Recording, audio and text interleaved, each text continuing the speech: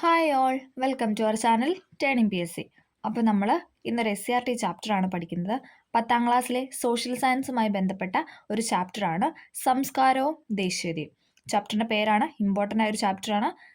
ചാപ്റ്ററിൻ്റെ പേരാണ് സംസ്കാരവും ദേശീയതയും. ഓക്കെ, നമുക്ക് സ്റ്റാർട്ട് ചെയ്യാം. ഇന്ത്യൻ ഹിസ്റ്ററിയുമായി ബന്ധപ്പെട്ട കാര്യങ്ങളാണ് ഈ ചാപ്റ്ററിൽ ഉള്ളത്. അപ്പോൾ ആദ്യം തന്നെ ഇവിടെ എന്താണ് ഇന്ത്യയെ കണ്ടെത്തൽ അല്ലേ, അത് ആരുടെയാണ്? ജവഹർലാൽ നെഹ്റുവിൻ്റെ ആണല്ലേ. അപ്പം അതിലെ കുറച്ച് വരികളൊക്കെയാണ് ഇവിടെ കൊടുത്തിരുന്നത്. അതൊന്നും നമുക്ക് വേണ്ട, നമ്മുടെ ഇന്ത്യനെ കുറിച്ച് പറയുന്ന കാര്യങ്ങളാണ്. ഓക്കെ, വൈവിധ്യങ്ങൾക്കിടയിലും ഇന്ത്യയിൽ നിലനിൽക്കുന്ന ഏകത്വത്തെയാണ് നെഹ്റുവിൻ്റെ വരികൾ വെളിപ്പെടുത്തുന്നത്. ഈ ഏകത്വമാണ് ഇന്ത്യയുടെ ദേശീയ ഐക്യത്തിന് അടിസ്ഥാനം. ഇന്ത്യൻ ദേശീയതയുടെ രൂപപ്പെടലിന് നിരവധി ഘടകങ്ങൾ കാരണമായി. ജാതി, മത, വർഗ, പ്രാദേശിക വ്യത്യാസങ്ങൾക്കുപരിയായി ഒരു രാജ്യത്തെ ജനതയുടെ മാനസിക ഐക്യമാണ് ദേശീയത. എന്താണ്? ജാതി, മത, വർഗ, പ്രാദേശിക വ്യത്യാസങ്ങൾക്ക് ഉപരിയായിട്ട് ഒരു രാജ്യത്തെ ജനതയുടെ മാനസിക ഐക്യമാണ് ദേശീയത. ബ്രിട്ടീഷുകാരുടെ സാമ്പത്തിക ചൂഷണം ഇന്ത്യക്കാരിൽ ദേശീയബോധം വളർത്തിയത് എങ്ങനെയാണെന്ന് മുൻ പാഠഭാഗത്ത് നമ്മൾ മനസ്സിലാക്കിയിട്ടുണ്ട്.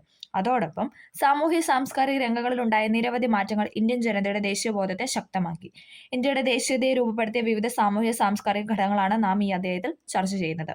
19ാം നൂറ്റാണ്ടിൽ ഇന്ത്യയിൽ സാംസ്കാരിക രംഗത്തും ആശയതലങ്ങളിലും രണ്ട് തരത്തിലുള്ള പ്രതിഷേധങ്ങൾ ഉയർന്നു വന്നു. ഇന്ത്യൻ സമൂഹത്തിൽ നിലനിന്ന അസമത്വങ്ങൾക്കും തിന്മകൾക്കും അവകാശ നിഷേധങ്ങൾക്കും എതിരായവ, ഇന്ത്യയിൽ ആധിപത്യം സ്ഥാപിച്ചുകൊണ്ടിരുന്ന സാമ്രാജ്യത്വ ചൂഷണത്തിന് എതിരായവ. ഇങ്ങനെ രണ്ട് തരത്തിലുള്ള പ്രതിഷേധങ്ങളായിരുന്നു 19ാം നൂറ്റാണ്ടിൽ ഇന്ത്യയിൽ ഉയർന്നു വന്നത്.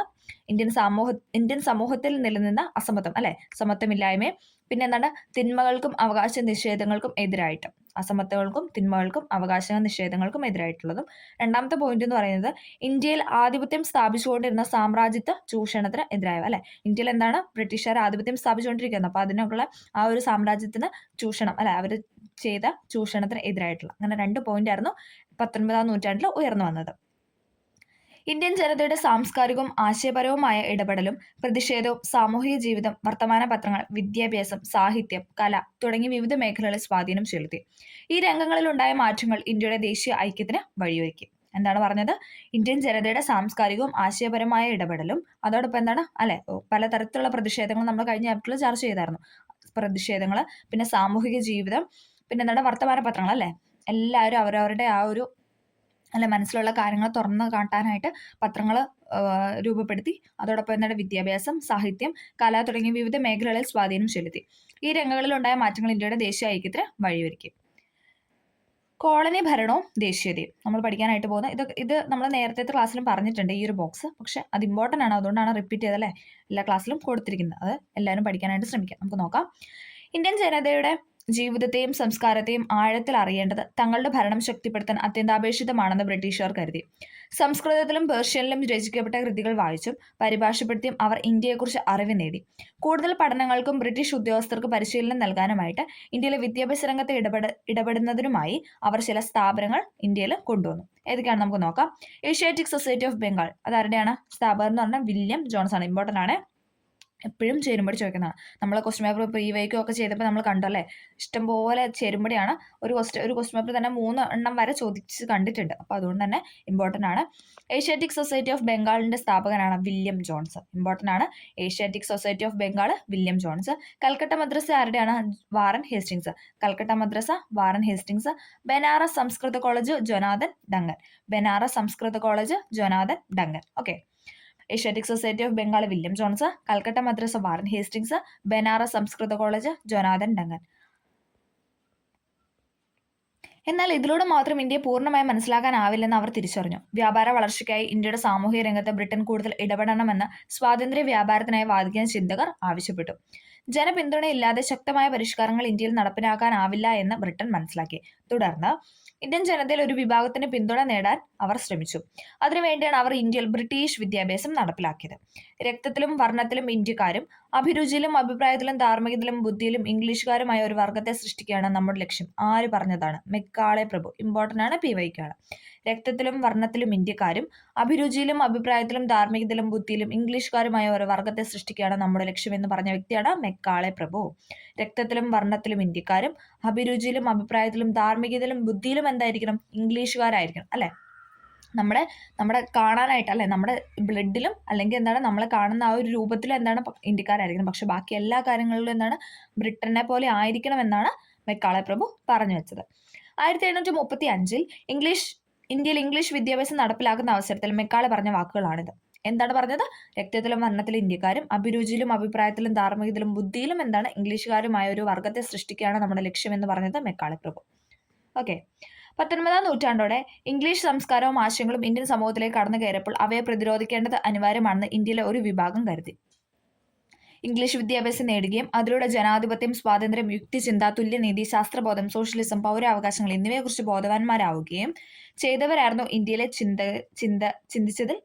ചിന്തിച്ചതിൽ ഭൂരിഭാഗം ആൾക്കാർ എന്ന് പറയുന്നത്. എന്താണ്?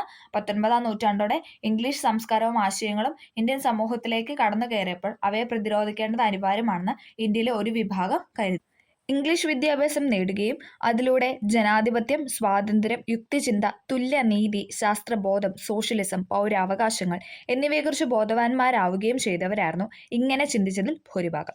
അവർ ഇന്ത്യയിൽ നിലനിന്ന സാമൂഹിക ആചാരങ്ങളെയും അനുഷ്ഠാനങ്ങളെയും പരിഷ്കരിക്കുവാനും അവയുടെ സഹായത്താൽ പാശ്ചാത്യ സംസ്കാരത്തിന് കടന്നുകയറ്റത്തെ ചെറുക്കാനും ശ്രമിച്ചു. അതിനായി അവർ ഇന്ത്യൻ സമൂഹം, ഭാഷ, കല, സാഹിത്യം തുടങ്ങിയവയെ നവീകരിച്ചു. അപ്പോൾ എന്താണ് ചെയ്തത്? ഇങ്ങനെ ഓരോ കാര്യത്തിലുള്ള നമ്മുടെ പരിഷ്കരണങ്ങൾ മാറ്റാനായിട്ട് ഓരോ പൗരന്മാരും മുന്നോട്ട് വന്നു. അതോടൊപ്പം അതിന് വേണ്ടിയിട്ട് എന്താണ് അവർ ഇന്ത്യൻ സമൂഹം, ഭാഷ, കല, അല്ലെ നമ്മുടെ ഇന്ത്യയിലുള്ള നമ്മുടെ ഭാഷ, അല്ലെ നമ്മുടെ കല, നമ്മുടെ സാഹിത്യം ഇതൊക്കെ കൂടുതൽ നവീകരിച്ച് കൊണ്ടുവന്നു. ഇത് ഇന്ത്യൻ സമൂഹത്തിൽ നിലനിന്ന അസമത്വങ്ങളെയും അവകാശ നിഷേധങ്ങളെയും ചെറുക്കാനും അതിലൂടെ ഇന്ത്യൻ ജനതയിൽ ഐക്യബോധം സൃഷ്ടിക്കാനും ഇടയ്ക്ക്. ഇപ്പം ഇതോടുകൂടി എന്താണ് ഒരു ഐക്യം, ഇന്ത്യൻ പൗരന്മാരെന്നുള്ള ഭാരതീയർ എന്നുള്ള രീതിയിലോട്ട് ഒരു ഐക്യം കൊണ്ടുവരാനായിട്ട് ഇതെല്ലാം സഹായിച്ചു എന്നാണ് പറഞ്ഞു വയ്ക്കുന്നത്. ഇവിടെ ഒരു കുട്ടി ബോക്സ് കൊടുത്തിട്ടുണ്ട്, നമുക്ക് അതും കൂടെ നോക്കാം. സയന്റിഫിക് സൊസൈറ്റികൾ 19ാം നൂറ്റാണ്ടിൽ ശാസ്ത്രഗ്രന്ഥങ്ങൾ പരിഭാഷപ്പെടുത്താനും ശാസ്ത്രബോധം പ്രചരിപ്പിക്കാനും ചർച്ച ചെയ്യാനുമായി നിരവധി സയന്റിഫിക് സൊസൈറ്റികൾ ഇന്ത്യയിൽ സ്ഥാപിക്കപ്പെട്ടു. യൂറോപ്യൻ ശാസ്ത്രങ്ങൾ പരിഭാഷപ്പെടുത്തിയിട്ടുള്ള സൊസൈറ്റി കൽക്കട്ട 1825. എന്താണ്? യൂറോപ്യൻ ശാസ്ത്രങ്ങൾ പരിഭാഷപ്പെടുത്താനുള്ള സൊസൈറ്റി കൽക്കട്ടയിൽ 1825 നിലവിൽ വന്നു. പൊതുവിവരങ്ങൾ നേടുന്നതിന് വേണ്ടിയുള്ള സൊസൈറ്റി കൽക്കട്ടയിൽ 1838 വന്നു. മഹേന്ദ്രലാൽ സർക്കാർ സ്ഥാപിച്ച ഇന്ത്യൻ അസോസിയേഷൻ ബംഗാളിൽ 1876 വന്നത്. ഇന്ത്യൻ അസോസിയേഷൻ മഹേന്ദ്രലാൽ സർക്കാർ സ്ഥാപിച്ചത് ബംഗാളിൽ 1876. ബനാറസ് സംവാദ ക്ലബ്ബ് 1861 വന്നു. സർ സെയ്ദ് അഹമ്മദ് ഖാൻ സ്ഥാപിച്ച അലിഗഡ് സയന്റിഫിക് സൊസൈറ്റി, പിവയ്ക്കാണ്. സർ സെയ്ദ് അഹമ്മദ് ഖാൻ സ്ഥാപിച്ച അലിഗഡ് സയന്റിഫിക് സൊസൈറ്റി വന്നത് എന്നാണ് 1864 കേട്ടോ. അത് അലിഗഡ് തന്നെ വന്നു, ആ പേര് തന്നെയുണ്ട്. അലിഗഡ് സയന്റിഫിക് സൊസൈറ്റി അലിഗഡിൽ 1864 വന്നു. ബീഹാർ സയന്റിഫിക് സൊസൈറ്റി ബീഹാറിൽ 868, അതും പിവയ്ക്കാണ്. Bihar scientific society 868. ഒന്നും കൂടെ പറയാം. യൂറോപ്യൻ ശാസ്ത്രങ്ങൾ പരിഭാഷപ്പെടുത്താനുള്ള സൊസൈറ്റി കൽക്കട്ടയിൽ 1825 വന്നു. പൊതുവിവരങ്ങൾ നേടുന്നതിന് വേണ്ടിയുള്ള സൊസൈറ്റി കൽക്കട്ടയിൽ 1838 വന്നു. മഹേന്ദ്രലാൽ സർക്കാർ സ്ഥാപിച്ച ഇന്ത്യൻ അസോസിയേഷൻ ബംഗാളിൽ 1876 വന്നു. ബനാറസ് സംവാദ ക്ലബ്ബ് ബനാറസിൽ പേരിലുണ്ടല്ലേ, ബനാറസ് സംവാദ ക്ലബ്ബ് ബനാറസിൽ 1861 വന്നു. സർ സെയ്ദ് അഹമ്മദ് ഖാൻ സ്ഥാപിച്ച അലിഗഡ് സയന്റിഫിക് സൊസൈറ്റി എന്നാണ് 1864 ബീഹാർ സയന്റിഫിക് സൊസൈറ്റി 1868 നിലവിൽ വന്നു. സാമൂഹിക പരിഷ്കരണം. ഇന്ത്യൻ ജനങ്ങളിൽ വളർന്നു വന്ന സ്വതന്ത്ര ചിന്ത, ആധുനികവൽക്കരണത്തോടുള്ള താല്പര്യം, യുക്തിചിന്ത എന്നിവ 19ാം നൂറ്റാണ്ടിൽ വ്യത്യസ്ത സാമൂഹിക പരിഷ്കരണ പ്രസ്ഥാനങ്ങളുടെ ആവിർഭാവത്തിന് വഴിതെളിച്ചു. ഇന്ത്യൻ ജനങ്ങളിൽ വളർന്നു വന്ന സ്വതന്ത്ര ചിന്ത, ആധുനികവൽക്കരണത്തോടുള്ള താല്പര്യം, യുക്തിചിന്ത എന്നിവ 19ാം നൂറ്റാണ്ടിൽ വ്യത്യസ്ത സാമൂഹിക പരിഷ്കരണ പ്രസ്ഥാനങ്ങളുടെ ആവിർഭാവത്തിന് വഴിതെളിച്ചു. ഇന്ത്യയിലെ സാമൂഹ്യ പരിഷ്കരണ പ്രസ്ഥാനങ്ങൾക്ക് പ്രധാനമായും 2 ലക്ഷ്യങ്ങളാണ് ഉണ്ടായിരുന്നത്. എന്തൊക്കെയാണ്?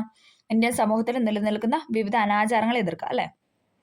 പല തരത്തിലുള്ള അനാചാരങ്ങൾ എന്താണ് നമ്മുടെ പണ്ട് കാലത്ത് നിലനിന്നു, അതെല്ലാം എതിർക്കുകയായിരുന്നു അവരുടെ ഒന്നാമത്തെ ലക്ഷ്യം എന്ന് പറയുന്നത്. രണ്ടാമത് എന്താണ്? എല്ലാ മനുഷ്യർക്കും വിവേചനങ്ങളില്ലാതെ വഴി നടക്കാനും വസ്ത്രം ധരിക്കാനും വിദ്യാഭ്യാസം നേടാനുള്ള പൗരാവകാശങ്ങൾ നേടിയെടുക്കുക, അല്ലെ? നമ്മൾ കഴിഞ്ഞ ക്ലാസ്സിൽ പഠിച്ചായിരുന്നു ഗുരുവായൂർ സത്യാഗ്രഹം, ഐക്യസത്യം, ഇതൊക്കെ എന്തിനായിരുന്നു?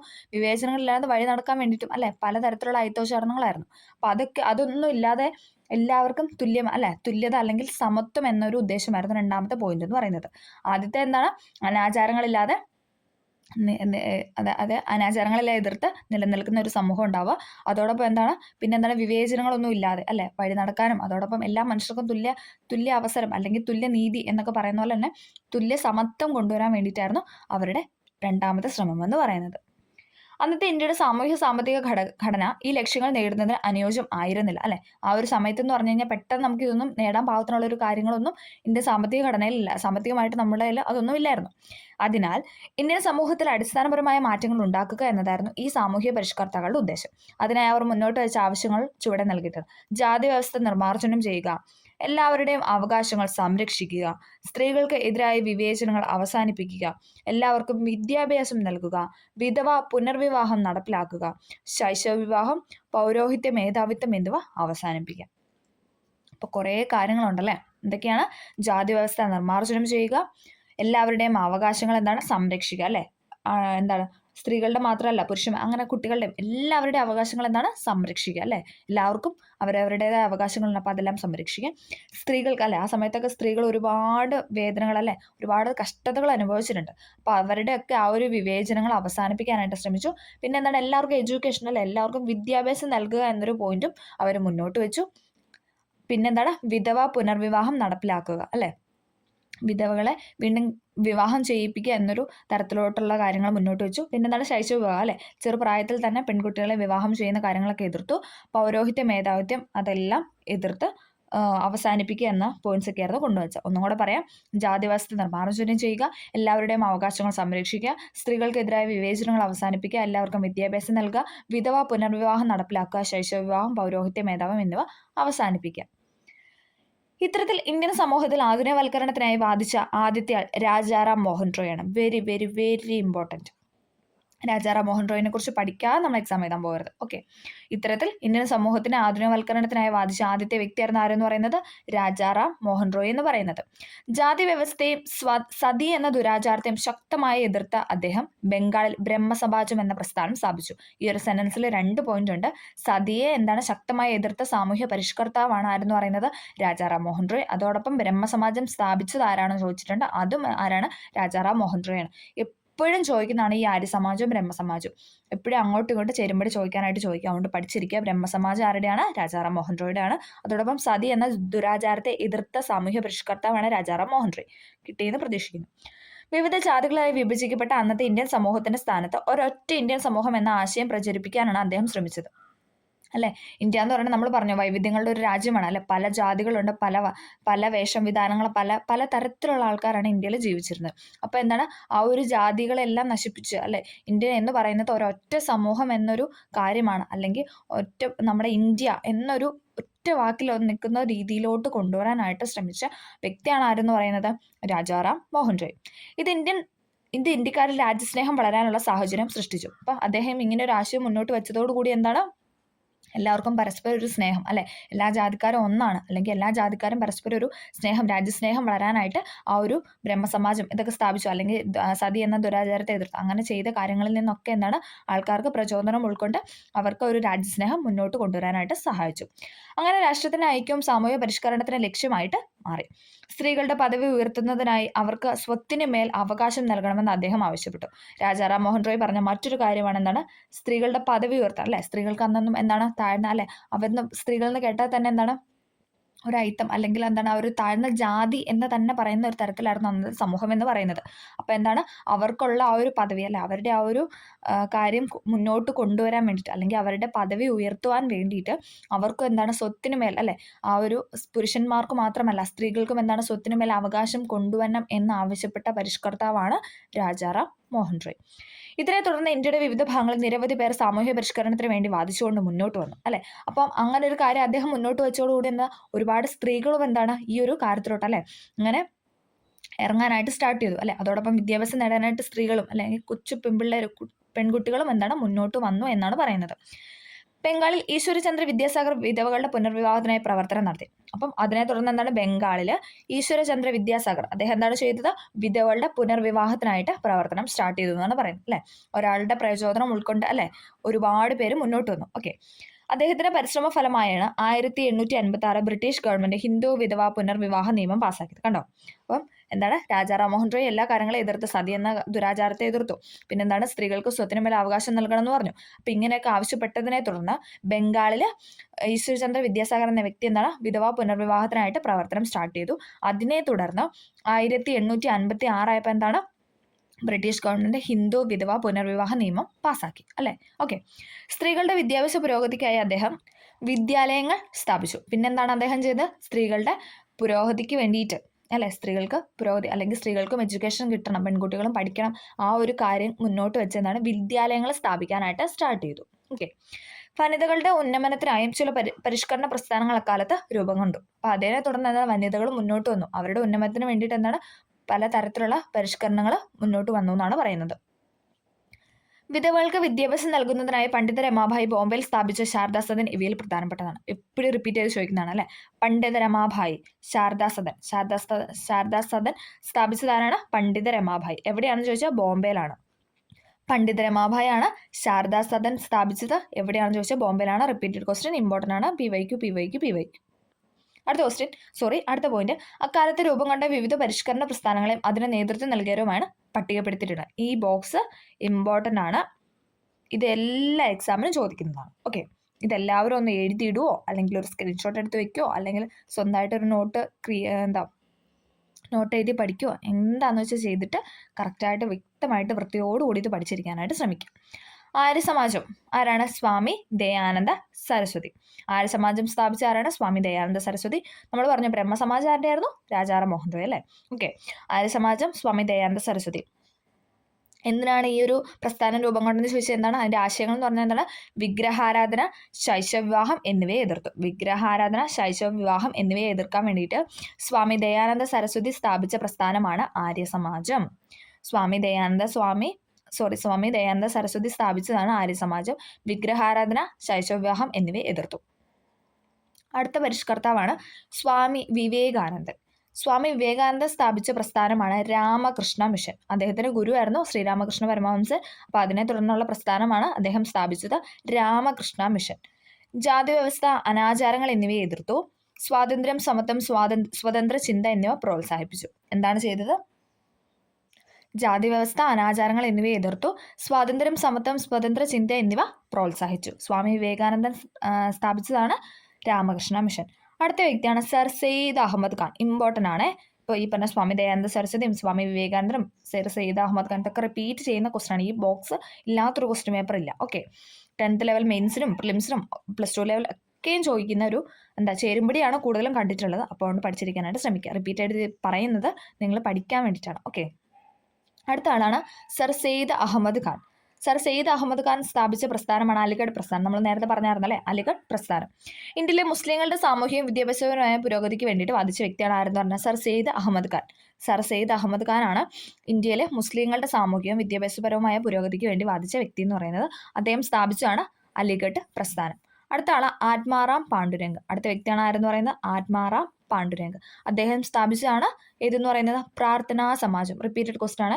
പ്രാർത്ഥനാ സമാജം സ്ഥാപിച്ചത് ആത്മാറാം പാണ്ഡുരംഗ്. മിശ്ര ഭോജനം, മിശ്ര വിവാഹം, വിധവ പുനർവിവാഹം, സ്ത്രീകളുടെയും പിന്നാക്ക ജനവിഭാഗങ്ങളുടെയും പുരോഗതി എന്നിവയ്ക്ക് വേണ്ടിയിട്ട് നിലകൊണ്ട വ്യക്തിയാണ് ആത്മാറാം പാണ്ഡുരംഗ്. അദ്ദേഹം സ്ഥാപിച്ചതാണ് പ്രാർത്ഥനാ സമാജം. എന്തൊക്കെയാണ്?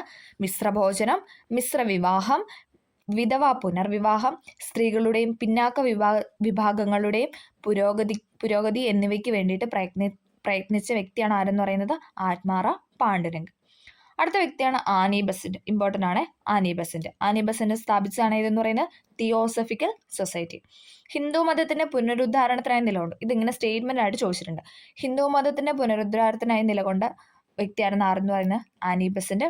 അദ്ദേഹം സ്ഥാപിച്ചതാണ് തിയോസഫിക്കൽ സൊസൈറ്റി. അടുത്തതാണ് വീരേശലിംഗം. Repeated question. വീരേശലിംഗം പന്തുലു സ്ഥാപിച്ചതാണ് ഇതെന്ന് പറയുന്നത് ഹിതകാരിണി സമാജം. വീരേശലിംഗം സ്ഥാപിച്ചതാണ് ഹിതകാരിണി സമാജം. വിധവ പുനർവിവാഹത്തിനും സ്ത്രീകളുടെ വിദ്യാഭ്യാസത്തിനുമായി പ്രചാരണം നടത്തിയ വ്യക്തിയാണ് വീരേശലിംഗം പന്തലു എന്ന് പറയുന്നത്. എന്താണ്? വിധവ പുനർവിവാഹത്തിനും സ്ത്രീകളുടെ വിദ്യാഭ്യാസത്തിനുമായിട്ട് പ്രചാരണം നടത്തിയ സാമൂഹ്യ പരിഷ്കർത്താവാണ് വീരേശലിംഗം പന്തലു. അദ്ദേഹം സ്ഥാപിച്ചതാണ് ഹിതകാരിണി സമാജം. അടുത്തതാണ് ജ്യോതിറാവ് ഫുലെ എന്ന് പറയുന്നത്. ജ്യോതിബ ഫുലെ എന്ന് പറയും, ജ്യോതിറാവ് ഫുലെ എന്ന് പറയും. രണ്ടും കണ്ടിട്ടുണ്ട്. ഓക്കെ. ജ്യോതിറാവ് ഫുലെ സ്ഥാപിച്ചതാണ് സത്യശോധക് സമാജം. എന്താണ്?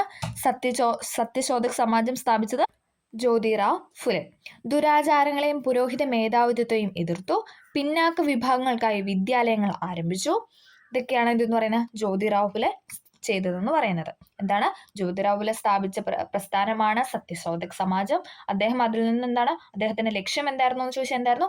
ദുരാചാരങ്ങളെയും പുരോഹിത മേധാവിത്വത്തെയും എതിർത്തു. പിന്നാക്ക വിഭാഗക്കാർക്ക് വിദ്യാലയങ്ങൾ ആരംഭിച്ചു. നമ്മളിപ്പോൾ പറഞ്ഞ എല്ലാ സാമൂഹിക പരിഷ്കർത്താക്കളുടെ ലക്ഷ്യം എന്തായിരുന്നു?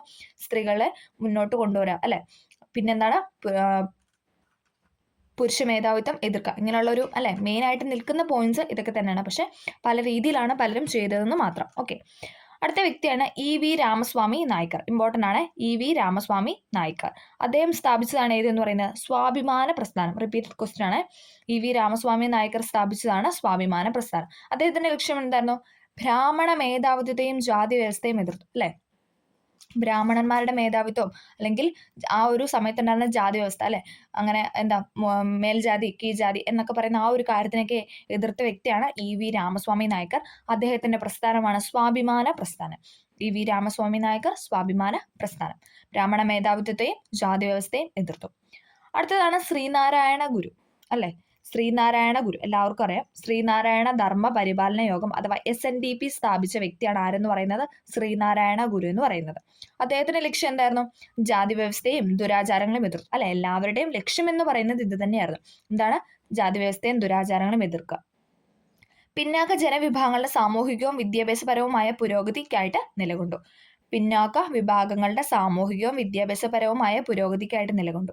ശ്രീനാരായണ ഗുരു സ്ഥാപിച്ച പ്രസ്ഥാനമായിരുന്നു SNDP അഥവാ ശ്രീനാരായണ ധർമ്മ പരിപാലന യോഗം. അടുത്തത്, അപ്പൊ നമ്മൾ ഈ ഒരു ബോക്സ് ആണ് കംപ്ലീറ്റ് ചെയ്ത് പറഞ്ഞത്. നമുക്കൊന്നും കൂടെ ഒന്ന് പറയാം. സ്വാമി ദയാനന്ദ സരസ്വതി അദ്ദേഹം സ്ഥാപിച്ച ഏതായിരുന്നു? വേഗം പറഞ്ഞേ. ആര്യ സമാജം. ഞാൻ പറയുമ്പോൾ നിങ്ങളൊന്നും മനസ്സിൽ പറയാൻ അല്ലെങ്കിൽ ഒച്ചയിലൊന്നും പറയാൻ പഠിക്കും. നമ്മൾ ഒച്ചയിൽ പറയുന്ന അനുസരിച്ച് നമ്മൾ കൂടുതൽ പഠിക്കും. ഓക്കെ, സ്വാമി ദയാനന്ദ സരസ്വതിയുടെ ആണ് ഇതെന്ന് പറയുന്നത് ആര്യ സമാജം. രാജാറാം മോഹൻ റോയുടെ ഏതായിരുന്നു? ബ്രഹ്മസമാജം, അല്ലെ? ഓക്കെ, അത് മാറിപ്പോകാതെ പഠിക്കാം. സ്വാമി വിവേകാനന്ദന്റെ പ്രസ്ഥാനമാണ് രാമകൃഷ്ണ മിഷൻ. സ്വാമി വിവേകാനന്ദയാണ് രാമകൃഷ്ണ മിഷൻ. സർ സെയ്ദ് അഹമ്മദ് ഖാന്റെ ഏതാണ്? അലിഗഡ് പ്രസ്ഥാനം, അല്ലെ? സർ സെയ്ദ് അഹമ്മദ് ഖാൻ അലിഗഡ് പ്രസ്ഥാനം. ആത്മാറാം പാണ്ഡുരംഗ് ഏതായിരുന്നു? Prarthana Samaj. Atmaram Pandurang Prarthana Samaj. Annie Besant Theosophical Society. ഹിന്ദുമതത്തിന്റെ പുനരുദ്ധാരണത്തിനായി നിലകൊണ്ട വ്യക്തിയാണ് ആനി ബസന്റ്. അദ്ദേഹം സ്ഥാപിച്ചതാണ് തിയോസഫിക്കൽ സൊസൈറ്റി. വീരേശലിംഗം പന്തിലുവിന്റെ ഏതായിരുന്നു? ഹിതകാരിണി സമാജം. വീരേശലിംഗം പന്തിലു ഹിതകാരിണി സമാജം. ജ്യോതിറാവ് ഫുലെയുടെ ഏതായിരുന്നു? സത്യശോധക് സമാജം. സത്യശോധക് സമാജമായിരുന്നു ജ്യോതിറാവ് ഫുലെ സ്ഥാപിച്ചത്. EV രാമസ്വാമി നായ്ക്കർ അദ്ദേഹത്തിന്റെ ആയിരുന്നു ഏതെന്ന് പറഞ്ഞേ? സ്വാഭിമാന പ്രസ്ഥാനം. EV രാമസ്വാമി നായ്ക്കർ സ്വാഭിമാന പ്രസ്ഥാനം. ശ്രീനാരായണ ഗുരു SNDP അഥവാ ശ്രീനാരായണ ധർമ്മ പരിപാലന യോഗം. ഓക്കെ, ഈ ബോക്സ് എല്ലാവരും പഠിച്ചു എന്ന് പ്രതീക്ഷിക്കുന്നു. റിപ്പീറ്റ് ചെയ്ത് പറഞ്ഞാൽ നിങ്ങൾ കൂടുതൽ പഠിക്കാൻ വേണ്ടിയിട്ടാണ്. ഓക്കെ, അപ്പം നിങ്ങൾക്ക് ക്ലിയർ ആയെന്ന് പ്രതീക്ഷിക്കുന്നു. നമുക്ക് അടുത്ത പോയിന്റിലോട്ട് പോവാം.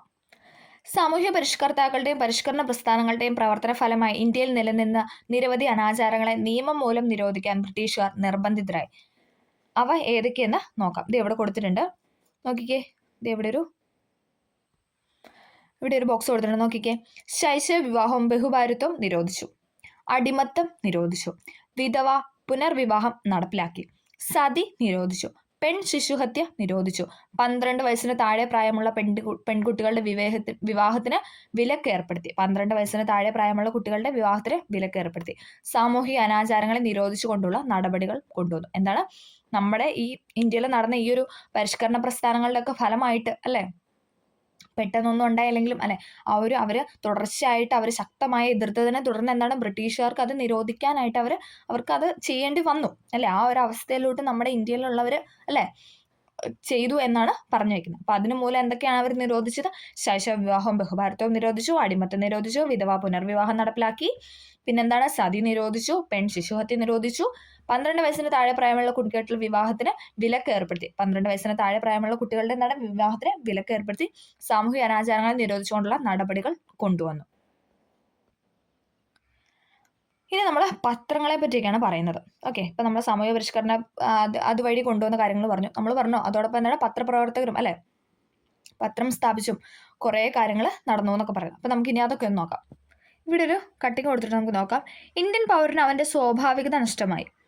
അവന്റെ ജീവരക്തം വരണ്ടുണങ്ങി. അർദ്ധപട്ടിണിക്കാരനും അർദ്ധനഗ്നനുമാണവൻ. സ്വാദിഷ്ടമായ ഒരു വിഭവം അവന് ലഭിക്കുന്നില്ല. അവന്റെ വസ്ത്രങ്ങൾ കീറി പറഞ്ഞിരിക്കുന്നു. പരിതാപകരമാണ് അവന്റെ അവസ്ഥ. ബംഗാളിലെ ആദ്യകാല വർത്തമാന പത്രമായ സുലഭ് സമാചാറിൽ വന്ന വാർത്തയാണിത്. ബ്രിട്ടീഷ് ഭരണത്തിനു ഫലമായി ഇന്ത്യക്കാർക്കുണ്ടായ അവസ്ഥ ഈ വാർത്ത ചൂണ്ടിക്കാണിക്കുന്നു. അവർക്ക് കഴിക്കാൻ ഫുഡില്ല, ദാരിദ്ര്യത്തിലാണ്. നല്ലൊരു വസ്ത്രമില്ല, അല്ലെ? അങ്ങനെയുള്ള പല കാര്യങ്ങളുമാണ് അവിടെ പറഞ്ഞു വെച്ചത്. ഇത്തരത്തിലുള്ള നിരവധി പ്രശ്നങ്ങൾ അക്കാലത്തെ വർത്തമാന പത്രങ്ങൾ ഇന്ത്യൻ ജനതയുടെ മുന്നിലെത്തിച്ചു, അല്ലെ? പത്രങ്ങളിലൂടെ എന്താണ് നമ്മുടെ ഇന്ത്യയിൽ അനുഭവിച്ച ഓരോ സൈഡിൽ നിന്നുള്ള വ്യക്തികൾ അനുഭവിച്ച കഷ്ടതകളൊക്കെ ഓരോ തരത്തിലുള്ള പത്രങ്ങളിൽ കൂടെ എന്താണ് പുറത്തു വന്നു. അത് എന്തിനു വേണ്ടിയിട്ടാണ്? ആളുകളിലേക്ക് എത്താൻ വേണ്ടിയിട്ടാണ്. ഓക്കെ, ദേശീയ സമരകാലത്ത് പത്രങ്ങൾ ഏതെല്ലാം ചെയ്തിരുന്നുവെന്ന് നോക്കാം. ഇന്ത്യയുടെ ഓരോ ഭാഗത്തും നടക്കുന്ന അടിച്ചമർത്തലിന്റെയും മർദ്ദ ഭരണത്തെയും കൂട്ടക്കൊലയെയും കുറിച്ച് ഇന്ത്യയിലെമ്പാടുമുള്ള ജനങ്ങൾക്ക് വിവരം നൽകി. ബ്രിട്ടീഷ് ഭരണത്തിനെതിരായും ഇന്ത്യയിലെ സാമൂഹികമായ തിന്മകൾക്കും എതിരായും പ്രതിഷേധിക്കാനും പ്രതികരിക്കാനും ജനങ്ങളെ പ്രേരിപ്പിച്ചു. ഇന്ത്യൻ സമൂഹത്തിലെ തിന്മകൾക്കും അനാചാരങ്ങൾക്കും എതിരായി നടക്കുന്ന സാമൂഹിക പരിഷ്കരണത്തെക്കുറിച്ച് ജനങ്ങളെ ബോധവാന്മാരാക്കി. ലോകത്തിന്റെ വിവിധ ഭാഗങ്ങളിൽ സ്വാതന്ത്ര്യത്തിനും ജനാധിപത്യത്തിനും സമത്വത്തിനുമായി ജനങ്ങൾ നടത്തുന്ന പോരാട്ടങ്ങളെക്കുറിച്ച് വിവരം നൽകി. പിന്നെന്താണ്? ബ്രിട്ടീഷ് ഭരണത്തിന്റെ സാമ്പത്തിക ചൂഷണത്തെക്കുറിച്ച് ജനങ്ങളെ ബോധവാന്മാരാക്കി. പ്ലേഗ്, ക്ഷാമം എന്നിവ മൂലം ഇന്ത്യയുടെ വിവിധ ഭാഗങ്ങളിൽ ആയിരക്കണക്കിന് ആളുകൾ മരണപ്പെട്ട വാർത്ത ഇന്ത്യയിലെമ്പാടും എത്തിച്ചു. അപ്പൊ എന്താണ്?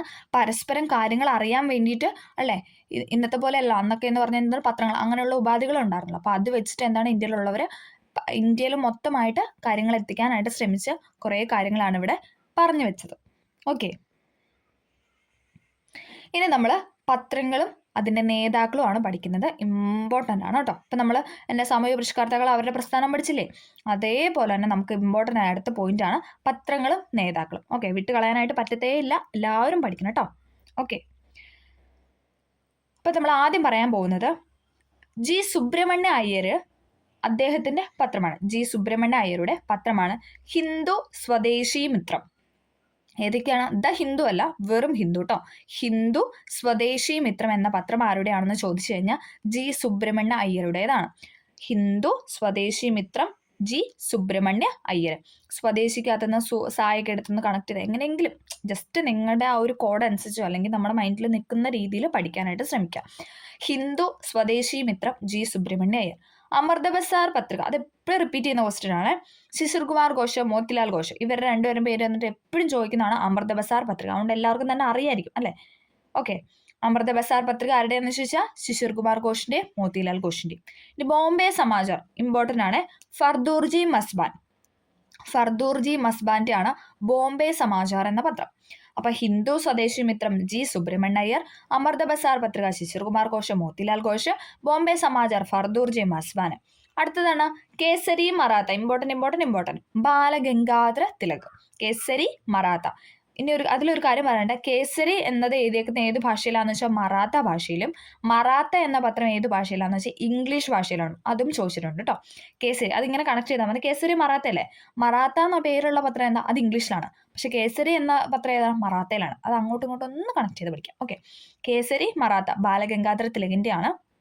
കേസരി എന്ന പത്രം മറാത്ത ഭാഷയിലും മറാത്ത എന്ന പത്രം ഇംഗ്ലീഷ് ഭാഷയിലുമാണ് അദ്ദേഹം രചിച്ചത്. ഓക്കെ, അപ്പം ഹിന്ദു സ്വദേശി മിത്രം ജി സുബ്രഹ്മണ്യ അയ്യർ, അമൃത ബസാർ പത്രിക ശിശിർ കുമാർ ഘോഷ്, മോത്തിലാൽ ഘോഷ്, ബോംബെ സമാചാർ ഫർദൂർജി മസ്ബാൻ, കേസരി മറാത്ത. ഇത് രണ്ടും ആരുടെയാണ്? ബാലഗംഗാധര തിലക്. ബംഗാളി എന്ന പത്രം ആരുടെയാണ്? റിപ്പീറ്റഡ് ക്വസ്റ്റൻ ആണല്ലേ? സുരേന്ദ്രനാഥ് ബാനർജി. ബംഗാളി എന്ന പത്രം Surendranath Banerjee. Voice of India repeated Dadabhai Naoroji. Very important. Voice of India Dadabhai Naoroji. Voice of India Dadabhai Naoroji. Hindu Swadeshi Mitram G Subramania Iyer, Amrita Bazar Patrika Sisir Kumar Ghosh, Motilal Ghosh, Bombay Samachar Fardoonji മസ്ബാൻ, Kesari Maratha Balagangadhara Tilak, Bengali എന്ന പത്രം Surendranath Banerjee, Voice of India Dadabhai Naoroji. Shome Prakash എന്ന പത്രം ആരുടെയാണ്? Ishwarchandra Vidyasagar. Repeated question. Shome Prakash Ishwarchandra Vidyasagar. Shome Prakash Ishwarchandra Vidyasagar. New India common, very important. New India Commonwealth Annie Besant. Mrs Annie Besant ആണ് New India Commonwealth. Okay, Hindu Swadeshi Mitram G Subramania Iyer, Amrita Bazar Patrika Sisir Kumar Ghosh, Motilal Ghosh, Bombay Samachar Fardoonji മസ്ബാൻ, Kesari Maratha Balagangadhara Tilak, Bengali എന്ന പത്രം ആരുടെയാണ്? Surendranath Banerjee, Voice of India Dadabhai Naoroji, Shome Prakash Ishwarchandra Vidyasagar, New India Commonwealth Mrs Annie Besant. New India Commonwealth Annie Besant. Young India Harijan, അത് പിന്നെ എല്ലാവർക്കും അറിയാം അല്ലെ? മഹാത്മാഗാന്ധി. ഗാന്ധിജിയുടെ പത്രമാണ് യങ് ഇന്ത്യയും ഹരിജനും. ഓക്കെ, അൽ ഹിലാൽ മൗലാന അബ്ദുൽ കലാം ആസാദ്. അൽ ഹിലാൽ എന്ന പത്രം റിപ്പീറ്റഡ് ക്വസ്റ്റ്യൻ ആണ്, മാറിപ്പോവാതെ പഠിക്കണം. അൽ ഹിലാൽ എന്ന പത്രം മൗലാന അബ്ദുൽ കലാം ആസാദ്. അൽ ഹിലാൽ എന്ന പത്രം ആരുടെയാണ്? മൗലാന അബ്ദുൽ കലാം ആസാദ്. വന്ദേ മാതരം റിപ്പീറ്റഡ് ക്വസ്റ്റ്യൻ കഴിഞ്ഞ ദിവസത്തെ എക്സാമിനും കൂടെ ഉണ്ടായിരുന്നു. ലാലാ ലജ്പത് റായ്. വന്ദേ മാതരം എന്ന പത്രം ലാലാ ലജ്പത് റായ്. വന്ദേ മാതരം എന്ന പത്രം Lala Lajpat Rai. Nation repeated question Gopalakrishna Gokhale. ഇതിൽ ഇത്രയും പത്രം എന്താണ് എക്സാമിന് നമ്മുടെ PSC എക്സാമിന് ഇങ്ങനെ റിപ്പീറ്റ് ചെയ്ത് വന്നുകൊണ്ടിരിക്കുന്ന ഈ ഒരു ബോക്സ് നമുക്ക് കളയാനേ പറ്റത്തില്ല. ഒന്നും കൂടെ പറയാം. ഹിന്ദു സ്വദേശി മിത്രം ജി സുബ്രഹ്മണ്യ അയ്യർ, അമൃത ബസാർ പത്രിക ശിശിർ കുമാർ ഘോഷ്, മോത്തിലാൽ ഘോഷ്, ബോംബെ സമാചാർ ഫർദൂർ ജി മസ്ബാൻ, കേസരി മറാത്ത ബാലഗംഗാധര തിലക്, ബംഗാളി എന്ന പത്രം Surendranath Banerjee, Voice of India Dadabhai Naoroji, Shome Prakash Ishwarchandra Vidyasagar, New India Commonwealth Annie Besant, Young India Harijan. New ഇന്ത്യയും മാറിപ്പോയത്. ന്യൂ ഇന്ത്യ കോമൺവെൽത്ത് ആരുടെയാണ്? ന്യൂ ഇന്ത്യ രണ്ട് പത്രമാണ്. ന്യൂ ഇന്ത്യ കോമൺവെൽത്ത് ഇത് രണ്ടും അനി ബസന്റിന്റെ ആണ്. Young India Harijan Mahatma Gandhi, Al Hilal Maulana Abdul Kalam Azad, Vande Mataram Lala Lajpat Rai, nation Gopalakrishna Gokhale. നമുക്ക് ഒന്നും കൂടെ ഒന്ന് പറയാം അല്ലെ. നേഷൻ എന്ന പത്രം ആരുടെയാണ്? ഗോപാലകൃഷ്ണ ഗോഖലെ. വന്ദേ മാതരം ആരുടെയാണ്? Lala Lajpat Rai. Al Hilal Maulana Abdul Kalam Azad, young India Harijan Mahatma Gandhi, new India commonwealth Mrs Annie Besant, Shome Prakash Ishwarchandra Vidyasagar, voice of India Dadabhai Naoroji, Bengali Surendranath Banerjee, Kesari Maratha. Kesari ഏത് ഭാഷയിലായിരുന്നു? മറാത്തയിൽ. മറാത്ത ഏത് ഭാഷയിലായിരുന്നു? ഇംഗ്ലീഷിൽ. ഓക്കെ, മാറിപ്പോകാതെ പഠിക്കാം. കേസരി മറാത്ത ബാലഗംഗാധര തിലക്, ബോംബെ സമാചാർ ഫർദൂർ ജി മസ്ബാൻ, അമൃത ബസാർ പത്രിക ശിശിർ കുമാർ ഘോഷ്, മോത്തിലാൽ ഘോഷ്, ഹിന്ദു സ്വദേശി മിത്രം ജി സുബ്രഹ്മണ്യ അയ്യർ. അപ്പോൾ നമ്മൾ ഇമ്പോർട്ടൻ്റ് ആയ പത്രങ്ങളും അതിൻ്റെ നേതാക്കളുമാണ് നമ്മൾ പഠിച്ചാൽ. എല്ലാവരും പഠിച്ചു എന്ന് പ്രതീക്ഷിക്കുന്നു കേട്ടോ. എല്ലാവർക്കും കിട്ടി. എല്ലാവർക്കും ഒറ്റ ഇതിൽ തന്നെ ഈ ഒരു തവണ നിങ്ങൾക്ക് ഈ വീഡിയോ കണ്ടപ്പോൾ തന്നെ നിങ്ങളിത് പഠിച്ചു എന്ന് വിശ്വസിക്കുന്നു. അടുത്തത് നമുക്ക് ലാസ്റ്റായിട്ട് കുറച്ച് കാര്യങ്ങളോട് പറയാനുണ്ട്. ഇന്ത്യൻ ദേശീയ പ്രസ്ഥാനവും അതിൻ്റെ നേതാക്കളും തങ്ങളുടെ ആശയങ്ങൾ ജനങ്ങളിൽ എത്തിക്കാൻ ആശ്രയിച്ച പ്രധാന മാർഗം വർത്തമാന പത്രങ്ങളാണ്. അക്കാലത്ത് പത്രങ്ങൾ പ്രസിദ്ധീകരിക്കുന്ന സാമൂഹ്യ സേവനമായാണ് കരുതിയിരുന്നത്. ബ്രിട്ടീഷ് ഗവൺമെന്റിന്റെ നയങ്ങളെ അവ എതിർക്കുകയും ശക്തമായി വിമർശിക്കുകയും ചെയ്തു. ദേശീയ കാഴ്ചപ്പാടോടുകൂടിയ പത്രങ്ങൾക്ക് ഇന്ത്യയിൽ തുടക്കം കുറിച്ചത് രാജാറാം മോഹൻ റോയാണ്. ദേശീയ കാഴ്ചപ്പാടോടുകൂടി അതിലൊരു പോയിന്റ് ഉണ്ട്. ദേശീയ കാഴ്ചപ്പാടോടുകൂടി പത്രങ്ങൾക്ക് ഇന്ത്യയിൽ തുടക്കം കുറിച്ച വ്യക്തിയാണ് ആരെന്ന് പറയുന്നത്? രാജാറാം മോഹൻ റോയ്. നമ്മൾ പറഞ്ഞു അല്ലെ, അദ്ദേഹം ആണ് എല്ലാത്തിനും മുന്നോട്ട് വന്നത് അല്ലെ. സ്ത്രീകളുടെ ഉന്നമനത്തിനൊക്കെ വേണ്ടിയിട്ട് ആദ്യമായിട്ട് അല്ലെ, സ്വത്തിന് വേണ്ടി അവകാശം നൽകണം അങ്ങനെയൊക്കെ പറഞ്ഞ് സതി നിരോധിക്കാൻ വേണ്ടിയിട്ട് മുന്നോട്ട് വന്നത്. അതൊക്കെ ആരാണ്? രാജാറാം മോഹൻ റോയ്. അദ്ദേഹം ബംഗാളി ഭാഷയിൽ ആരംഭിച്ച സമ്പാദ് കൗമുദി, പേർഷ്യൻ ഭാഷയിൽ പുറത്തിറക്കിയ മിറാത്തുൽ അക്ബർ എന്നിവ സാമൂഹ്യ പരിഷ്കരണം, ദേശീയത, ജനാധിപത്യം തുടങ്ങിയ ആശയങ്ങൾക്ക് ഊന്നൽ നൽകി. ഇമ്പോർട്ടൻ്റ് ആയിട്ടൊരു പോയിന്റാണ്. രാജാറാം മോഹൻ റോയ് ബംഗാളി ഭാഷയിൽ ആരംഭിച്ച പത്രമാണ് സമ്പാദ് കൗമുദി. എപ്പോഴും ഈ 10th ലെവലിൻ്റെയും LGS ഒക്കെ പോലുള്ള പ്രിലിംസിനും ഫസ്റ്റ് കാണുന്ന ആ ഒരു ഫസ്റ്റ് പേജ് തന്നെ ഉണ്ടാവാറുള്ള ഒരു ക്വസ്റ്റ്യൻ ആണ് ഇതെന്ന് പറയുന്നത്. ഈ ക്വസ്റ്റ്യൻ എന്ന് പറയുന്നത് രാജാറാം മോഹൻ റോയ് ബംഗാളി ഭാഷയിൽ ആരംഭിച്ച പത്രമാണ് ഏതെന്ന് പറയുന്നത്? സമ്പാദ് കൗമുദി എന്ന് പറയുന്നത്. പേർഷ്യൻ ഭാഷയിൽ പുറത്തിറക്കിയതാണ് മിറാത്തുൽ അക്ബർ. ഓക്കെ, രാജാറാം മോഹൻ റോയ് ബംഗാളി ഭാഷയിൽ ആരംഭിച്ചതാണ് സമ്പാദ് കൗമുദി. പേർഷ്യൻ ഭാഷയിൽ ഇതിങ്ങനെ തന്നെ ചോദിച്ചിട്ടുണ്ട്. ബംഗാളി ഭാഷയിൽ ആരംഭിച്ചതെന്ന് ചോദിച്ചിട്ടുണ്ട്, പേർഷ്യൻ ഭാഷയിൽ നിന്നും ചോദിച്ചിട്ടുണ്ട്. അതുകൊണ്ട് ആ ഭാഷ വെച്ചിട്ട് പഠിക്കുക. ബംഗാളിയാണ് സമ്പാദ്, അതിനകത്തൊരു ബായുണ്ട്. ബംഗാളി സമ്പാദ്. പിന്നെ എന്താണ്? പേർഷ്യൻ ഭാഷയിൽ ഇറക്കിയതാണ് പേർഷ്യ. നമുക്കറിയാം പേർഷ്യ എന്ന് കേൾക്കുമ്പോൾ തന്നെ അല്ലേ കുറെ ഒരു ഇങ്ങനെ മിറാത്തുൽ അക്ബർ ആ ഒരു അല്ലെ, നമ്മൾ നോർമലായിട്ട് യൂസ് ചെയ്യുന്ന വേർഡ്സ് അല്ല. അപ്പോൾ അത് വെച്ചിട്ടൊന്ന് കണക്ട് ചെയ്യുക. പേർഷ്യ ലാംഗ്വേജിലുള്ളതാണ് മിറാത്തുൽ അക്ബർ എന്നിവ. ഓക്കെ, ഇവയുടെ പാത പിന്തുടർന്ന നിരവധി പത്രങ്ങൾ വിവിധ ഭാഷകളിൽ പുറത്തിറങ്ങി. അപ്പം ഇതിനെ തുടർന്ന് പലതരത്തിലുള്ള ഭാഷകൾ ഇന്ത്യ എമ്പാടും പുറത്തിറങ്ങാനായിട്ട് സ്റ്റാർട്ട് ചെയ്തു എന്നാണ് പറഞ്ഞത്. ഇവയിൽ ഭൂരിഭാഗം പ്രസിദ്ധീകരിച്ച സാമൂഹ്യ പരിഷ്കരണ പ്രസ്ഥാനത്തിനെ ദേശീയ പ്രസ്ഥാനത്തിനെ നേതാക്കൾ തന്നെയായിരുന്നു. വർത്തമാന പത്രങ്ങളുടെ ശക്തി മനസ്സിലാക്കി ബ്രിട്ടീഷ് ഗവൺമെന്റ് അവയെ നിയന്ത്രിക്കാൻ പല ശ്രമങ്ങളും നടത്തി. അതിൽ പ്രധാനപ്പെട്ടതാണ് 1878 ലിട്ടൺ പ്രഭു നടപ്പിലാക്കിയ പ്രാദേശിക പത്രഭാഷാ നിയമം. ഇമ്പോർട്ടൻ്റ് ആണ്, PYQ ആണ്. എന്നാണെന്ന് ചോദിച്ചിട്ടുണ്ട്, ആരാണെന്ന് ചോദിച്ചിട്ടുണ്ട്, ഏത് ഭാഷാ നിയമമാണെന്ന് ചോദിച്ചിട്ടുണ്ട്. വെർണാക്കുലർ പ്രസ് ആക്ട് അഥവാ പ്രാദേശിക ഭാഷാ പത്ര നിയമം 1878 കൊണ്ടുവന്ന് നടപ്പിലാക്കിയത് ആരാണെന്ന് വെച്ചാൽ ലിട്ടൺ പ്രഭുവാണ്. എല്ലാണ് ലിട്ടൺ ആട്ടോ. ലിട്ടണും ഉണ്ട്, റിപ്പണും ഉണ്ട്. മാറിപ്പോവാതെ പഠിക്കുക. ലിട്ടൺ പ്രഭു ആണെന്ന് പഠിക്കുക. 1878 ലിട്ടൺ പ്രഭു നടപ്പിലാക്കിയ പ്രാദേശിക ഭാഷാ പത്ര നിയമം വെർണാക്കുലർ പ്രസ് ആക്ട്. ഓക്കെ, രണ്ടിലും ചോദിച്ചിട്ടുണ്ട്. ചിലപ്പോൾ ഈ വെർണാക്കുലർ പ്രസ് ആക്ട് എന്താണ് മലയാളത്തിൽ ചോദിക്കും. അപ്പോൾ അതുകൊണ്ട് രണ്ട് രീതിയിലും പഠിക്കുക. പ്രാദേശിക ഭാഷാ പത്ര നിയമം എന്ന് പറയുന്നതാണ് വെർണാക്കുലർ പ്രസ് ആക്ട്. ഏത് വർഷമായിരുന്നു? 878 1878. ആരാ നടപ്പിലാക്കിയത്? ലിട്ടൺ പ്രഭു ആണ് നടപ്പിലാക്കിയത്. ഇതിലൂടെ പ്രാദേശിക ഭാഷകളിൽ പ്രസിദ്ധീകരിക്കുന്ന പത്രങ്ങൾക്ക് കർശനമായ നിയന്ത്രണങ്ങൾ ഏർപ്പെടുത്തി അല്ലെ. അതായത് ഇപ്പം നമ്മൾ കേരളത്തിൽ മലയാളം എന്ന് പറയുന്നത് പോലെ അവരുടെ ആ ഒരു പ്രാദേശികമായിട്ടുള്ള ഭാഷയിലുള്ള പത്രങ്ങൾക്കൊക്കെ ഈ വെർണാകുലർ പ്രസ് ആക്ട് വന്നതോടുകൂടി നിയന്ത്രണം വന്നതായിട്ടാണ് പറയുന്നത്. ഇതിനെതിരെ ശക്തമായ പ്രക്ഷോഭം ഉയർന്നു വരികയും അപ്പോൾ എന്താണ് പിന്നെ അതിന് വേണ്ടിയിട്ട് എന്താണ് പ്രക്ഷോഭങ്ങളൊക്കെ സ്റ്റാർട്ട് ചെയ്തു. പിന്നെ അത് ഉയർന്നു വരികയും ഗവൺമെന്റ് അത് പിൻവലിക്കുകയും ചെയ്തു. അക്കാലത്ത് പത്രങ്ങൾ വായിക്കുന്നതും അതിലെ വാർത്തകൾ പ്രചരിപ്പിക്കുന്ന പത്രങ്ങളെ സംരക്ഷിക്കുന്നതും ദേശീയ സ്വാതന്ത്ര്യ സമരത്തിന്റെ ഭാഗമായിട്ടാണ് ജനങ്ങൾ കണക്കാക്കുന്നത് അല്ലെ. ആ സമയത്തൊക്കെ പത്രങ്ങൾ വായിക്കുന്നതും അല്ലെങ്കിൽ എന്താണ് അതിൽ എന്തെങ്കിലും ഒരു വാർത്ത കൊടുത്തിട്ടുണ്ടെങ്കിൽ ഒരു ഇമ്പോർട്ടൻ്റ് ആയ കാര്യം കൊടുത്തിട്ടുണ്ടെങ്കിൽ അത് പ്രചരിപ്പിക്കുന്നതൊക്കെയായിരുന്നു ആ സമയത്ത് ജനങ്ങൾ നിലനിന്നിരുന്ന കാര്യമെന്ന് പറയുന്നത്. അടുത്ത നോക്കിക്കേ, വിദ്യാഭ്യാസം ദേശത്തിന്. ഇവിടെ 3-4 പേരുടെ കാര്യങ്ങളൊക്കെ കൊടുത്തിട്ടുണ്ട്, നമുക്ക് അതൊക്കെ ഒന്ന് നോക്കാം. ശരിയായ വിദ്യാഭ്യാസം ലഭിക്കുമെങ്കിൽ ഇന്ത്യൻ ജനത എല്ലാവരുടെയും ആദരവിന് പാത്രമാകും. ഇത് എത്ര തവണ ചോദിച്ചിട്ടുണ്ടെന്ന് PSCക്ക് പോലും അറിയില്ല, അതുപോലെ റിപ്പീറ്റ് ചെയ്ത ക്വസ്റ്റ്യൻ ആണ്. ഏതെന്ന് പറയുന്നത് ശരിയായ വിദ്യാഭ്യാസം ലഭിക്കുമെങ്കിൽ ഇന്ത്യൻ ജനത എല്ലാവരുടെയും ആദരവിന് പാത്രമാകും. ഇത് ആര് പറഞ്ഞതാണ്? രാജാറാം മോഹൻ റോയ്. അപ്പൊ അദ്ദേഹം ചില്ലറക്കാരനായിരുന്നില്ല അല്ലെ, എല്ലാ രംഗത്തും എന്താണ് അദ്ദേഹം ഓരോരോ കാര്യങ്ങൾ ചെയ്തു വെച്ചിട്ടുണ്ട് അല്ലെ. ഓക്കെ, ശരിയായ വിദ്യാഭ്യാസം ലഭിക്കുമെങ്കിൽ ഇന്ത്യൻ ജനത എല്ലാവരുടെയും ആദരവിന് പാത്രമാകുമെന്ന് പറഞ്ഞ വ്യക്തിയാണ് രാജാറാം മോഹൻ റോയ്. ശരിയായ വിദ്യാഭ്യാസം ലഭിക്കുമെങ്കിൽ ഇന്ത്യൻ ജനത എല്ലാവരുടെയും ആദരവിന് പാത്രമാകുമെന്ന് പറഞ്ഞ വ്യക്തിയാണ് രാജാറാം മോഹൻ റോയ്. അടുത്തത്, പാവപ്പെട്ടവരും പണക്കാരനും വിദ്യാഭ്യാസം നേടിയാൽ തങ്ങൾക്കെതിരെയുള്ള കടന്നാക്രമണവും ക്രൂരതയും അടിച്ചമർത്തലും ഒറ്റക്കെട്ടായി നിന്ന് ചെറുക്കാൻ അവർക്ക് കഴിയും. ഇങ്ങനെ പറഞ്ഞത് ആരാണ്? കേശബ് ചന്ദ്ര സെന്നാണ്. അദ്ദേഹം എന്താണ് പറഞ്ഞത്? പാവപ്പെട്ടവനും എന്താണ് വിദ്യാഭ്യാസം വേണം, അതോടൊപ്പം പണക്കാരനും വേണം. അപ്പൊ എന്താണ് രണ്ട് തരത്തിലുള്ള രണ്ട് വിഭാഗത്തിൽപ്പെട്ടവർക്കും എന്താണ് എഡ്യൂക്കേഷൻ കിട്ടിക്കഴിഞ്ഞാൽ അവർക്കെതിരെ വരുന്ന ആക്രമണവും ക്രൂരതയും കാര്യങ്ങളൊക്കെ എന്താണ് അവർക്ക് അടിച്ചമർത്താൻ കഴിയും, ഒറ്റക്കെട്ടായിട്ട് നിന്ന് അത് ചെറുക്കാനായിട്ട് സാധിക്കുമെന്നാണ് കേശബ് ചന്ദ്ര സെൻ പറഞ്ഞു വെച്ചത്. എന്താണ്? പാവപ്പെട്ടവരും പണക്കാരനും വിദ്യാഭ്യാസം നേടിയാൽ തങ്ങൾക്കെതിരെയുള്ള കടന്നാക്രമണവും ക്രൂരതയും അടിച്ചമർത്തലും ഒറ്റക്കെട്ടായിട്ട് നിന്ന് ചെറുക്കാൻ കഴിയുമെന്ന് പറഞ്ഞ വ്യക്തിയാണ് കേശബ് ചന്ദ്ര സെൻ. രാജാറാം മോഹൻ റോയ് പറഞ്ഞ എന്തായിരുന്നു? ശരിയായ വിദ്യാഭ്യാസം ലഭിക്കുമെങ്കിൽ ഇന്ത്യൻ ജനത എല്ലാവരുടെയും ആദരവിന് പാത്രമാകും. വിദ്യാസമ്പന്നർ മാറ്റത്തിന്റെ വക്താക്കളാണ്. വീരേശലിംഗം പന്തലു. Repeated question. ഇത് 3 ചോദിച്ചിട്ടുണ്ട്. എന്താണ്? വിദ്യാസമ്പന്നർ മാറ്റത്തിന്റെ വക്താക്കളാണെന്ന് പറഞ്ഞതാണ് വീരേശലിംഗം പന്തലു. വിദ്യാസമ്പന്നർ മാറ്റത്തിന്റെ വക്താക്കളാണെന്ന് പറഞ്ഞതാണ് വീരേശലിംഗം പന്തലു. ഒന്നും കൂടെ പറയാം. ശരിയായ വിദ്യാഭ്യാസം ലഭിക്കുമെങ്കിൽ ഇന്ത്യൻ ജനത എല്ലാവരുടെയും ആദരവിന് പാത്രമാകും. രാജാറാം മോഹൻ റോയ്. പാവപ്പെട്ടവരും പണക്കാരനും വിദ്യാഭ്യാസം നേടിയാൽ തങ്ങൾക്കെതിരെയുള്ള കടന്നാക്രമണവും ക്രൂരതയും അടിച്ചമർത്തലും ഒറ്റക്കെട്ടായി നിന്ന് ചെറുക്കാനായിട്ട് സാധിക്കുമെന്ന് പറഞ്ഞത് കേശബ് ചന്ദ്ര സെൻ. വിദ്യാസമ്പന്നർ മാറ്റത്തിന്റെ വക്താക്കളാണ് എന്ന് പറഞ്ഞത് വീരേശലിംഗം പന്തലു. വിദ്യാഭ്യാസത്തിന്റെ പ്രസക്തിയെയും ആവശ്യകതയെയും കുറിച്ച് വിവിധ സാമൂഹിക പരിഷ്കർത്താക്കൾ കാഴ്ചപ്പാടുകളാണിത്. വിദ്യാഭ്യാസം എന്തിനെല്ലാം സഹായമാവുമെന്ന് പരിശോധിച്ച് കണ്ടെത്തും. സമൂഹത്തിലെ മാറ്റങ്ങൾ ഉണ്ടാക്കാനായിട്ട് സാധിക്കും അല്ലെ, പലതരത്തിലുള്ള വിവേചനങ്ങൾ എതിർക്കാനായിട്ട് സാധിക്കും. പിന്നെ എന്താണ്? ഐക്യം നിലനിർത്താനായിട്ട് സാധിക്കും. ഇതൊക്കെ എന്താണ്? വിദ്യാഭ്യാസം കൊണ്ട് നമുക്ക് കഴിയുന്ന കാര്യങ്ങളാണ്. ദേശീയ വിദ്യാലയങ്ങൾ സ്ഥാപിക്കുക എന്നതായിരുന്നു ദേശീയബോധം വളർത്താനുള്ള ഒരു പ്രധാന മാർഗം. അതിലൂടെ മതേതര വിദ്യാഭ്യാസം എല്ലാ വിഭാഗങ്ങൾക്കും നൽകാൻ കഴിഞ്ഞു.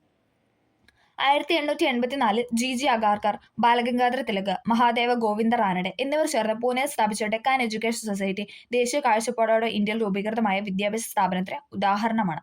ഇവിടെ കൊടുത്തിട്ടുണ്ട്. എന്താണ്? 1884 ആരൊക്കെയാണ്? GG അഗാർക്കർ, ബാലഗംഗാധര തിലക്, മഹാദേവ ഗോവിന്ദ റാനഡെ. MG റാനഡെ എന്നൊക്കെ പറയും അല്ലെ.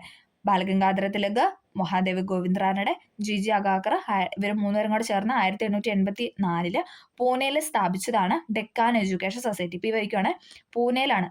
ഇത് എവിടെയാണെന്ന് ചോദിച്ചിട്ടുണ്ട്, ആരൊക്കെയാണെന്ന് ചോദിച്ചിട്ടുണ്ട്, ഏത് വർഷമാണെന്ന് ചോദിച്ചിട്ടുണ്ട്, എഡ്യൂക്കേഷൻ്റെ ആ ഒരു സൊസൈറ്റിയുടെ പേരും ചോദിച്ചിട്ടുണ്ട്. അപ്പോൾ എന്താണ്? 1884 GG അഗാർക്കർ, ബാലഗംഗാധര തിലക്, മഹാദേവ ഗോവിന്ദ റാനഡെ എന്നിവർ ചേർന്ന് പൂനെയിൽ സ്ഥാപിച്ച ഡെക്കാൻ എഡ്യൂക്കേഷൻ സൊസൈറ്റി എന്ന് പറയുന്നത് എന്താണ്? ദേശീയ കാഴ്ചപ്പാടോടുകൂടി ഇന്ത്യയിൽ രൂപീകൃതമായ വിദ്യാഭ്യാസ സ്ഥാപനമാണ്. ഇന്ത്യക്കാരുടെ സാമൂഹികവും രാഷ്ട്രീയവും സാംസ്കാരികവുമായ പുരോഗതിക്ക് ആധുനിക വിദ്യാഭ്യാസം അനിവാര്യമാണെന്ന് അതിന്റെ സ്ഥാപകർക്ക് ഉത്തമ ബോധ്യമുണ്ടായിരുന്നു. അപ്പൊ ഇവർക്ക് എന്താണ്?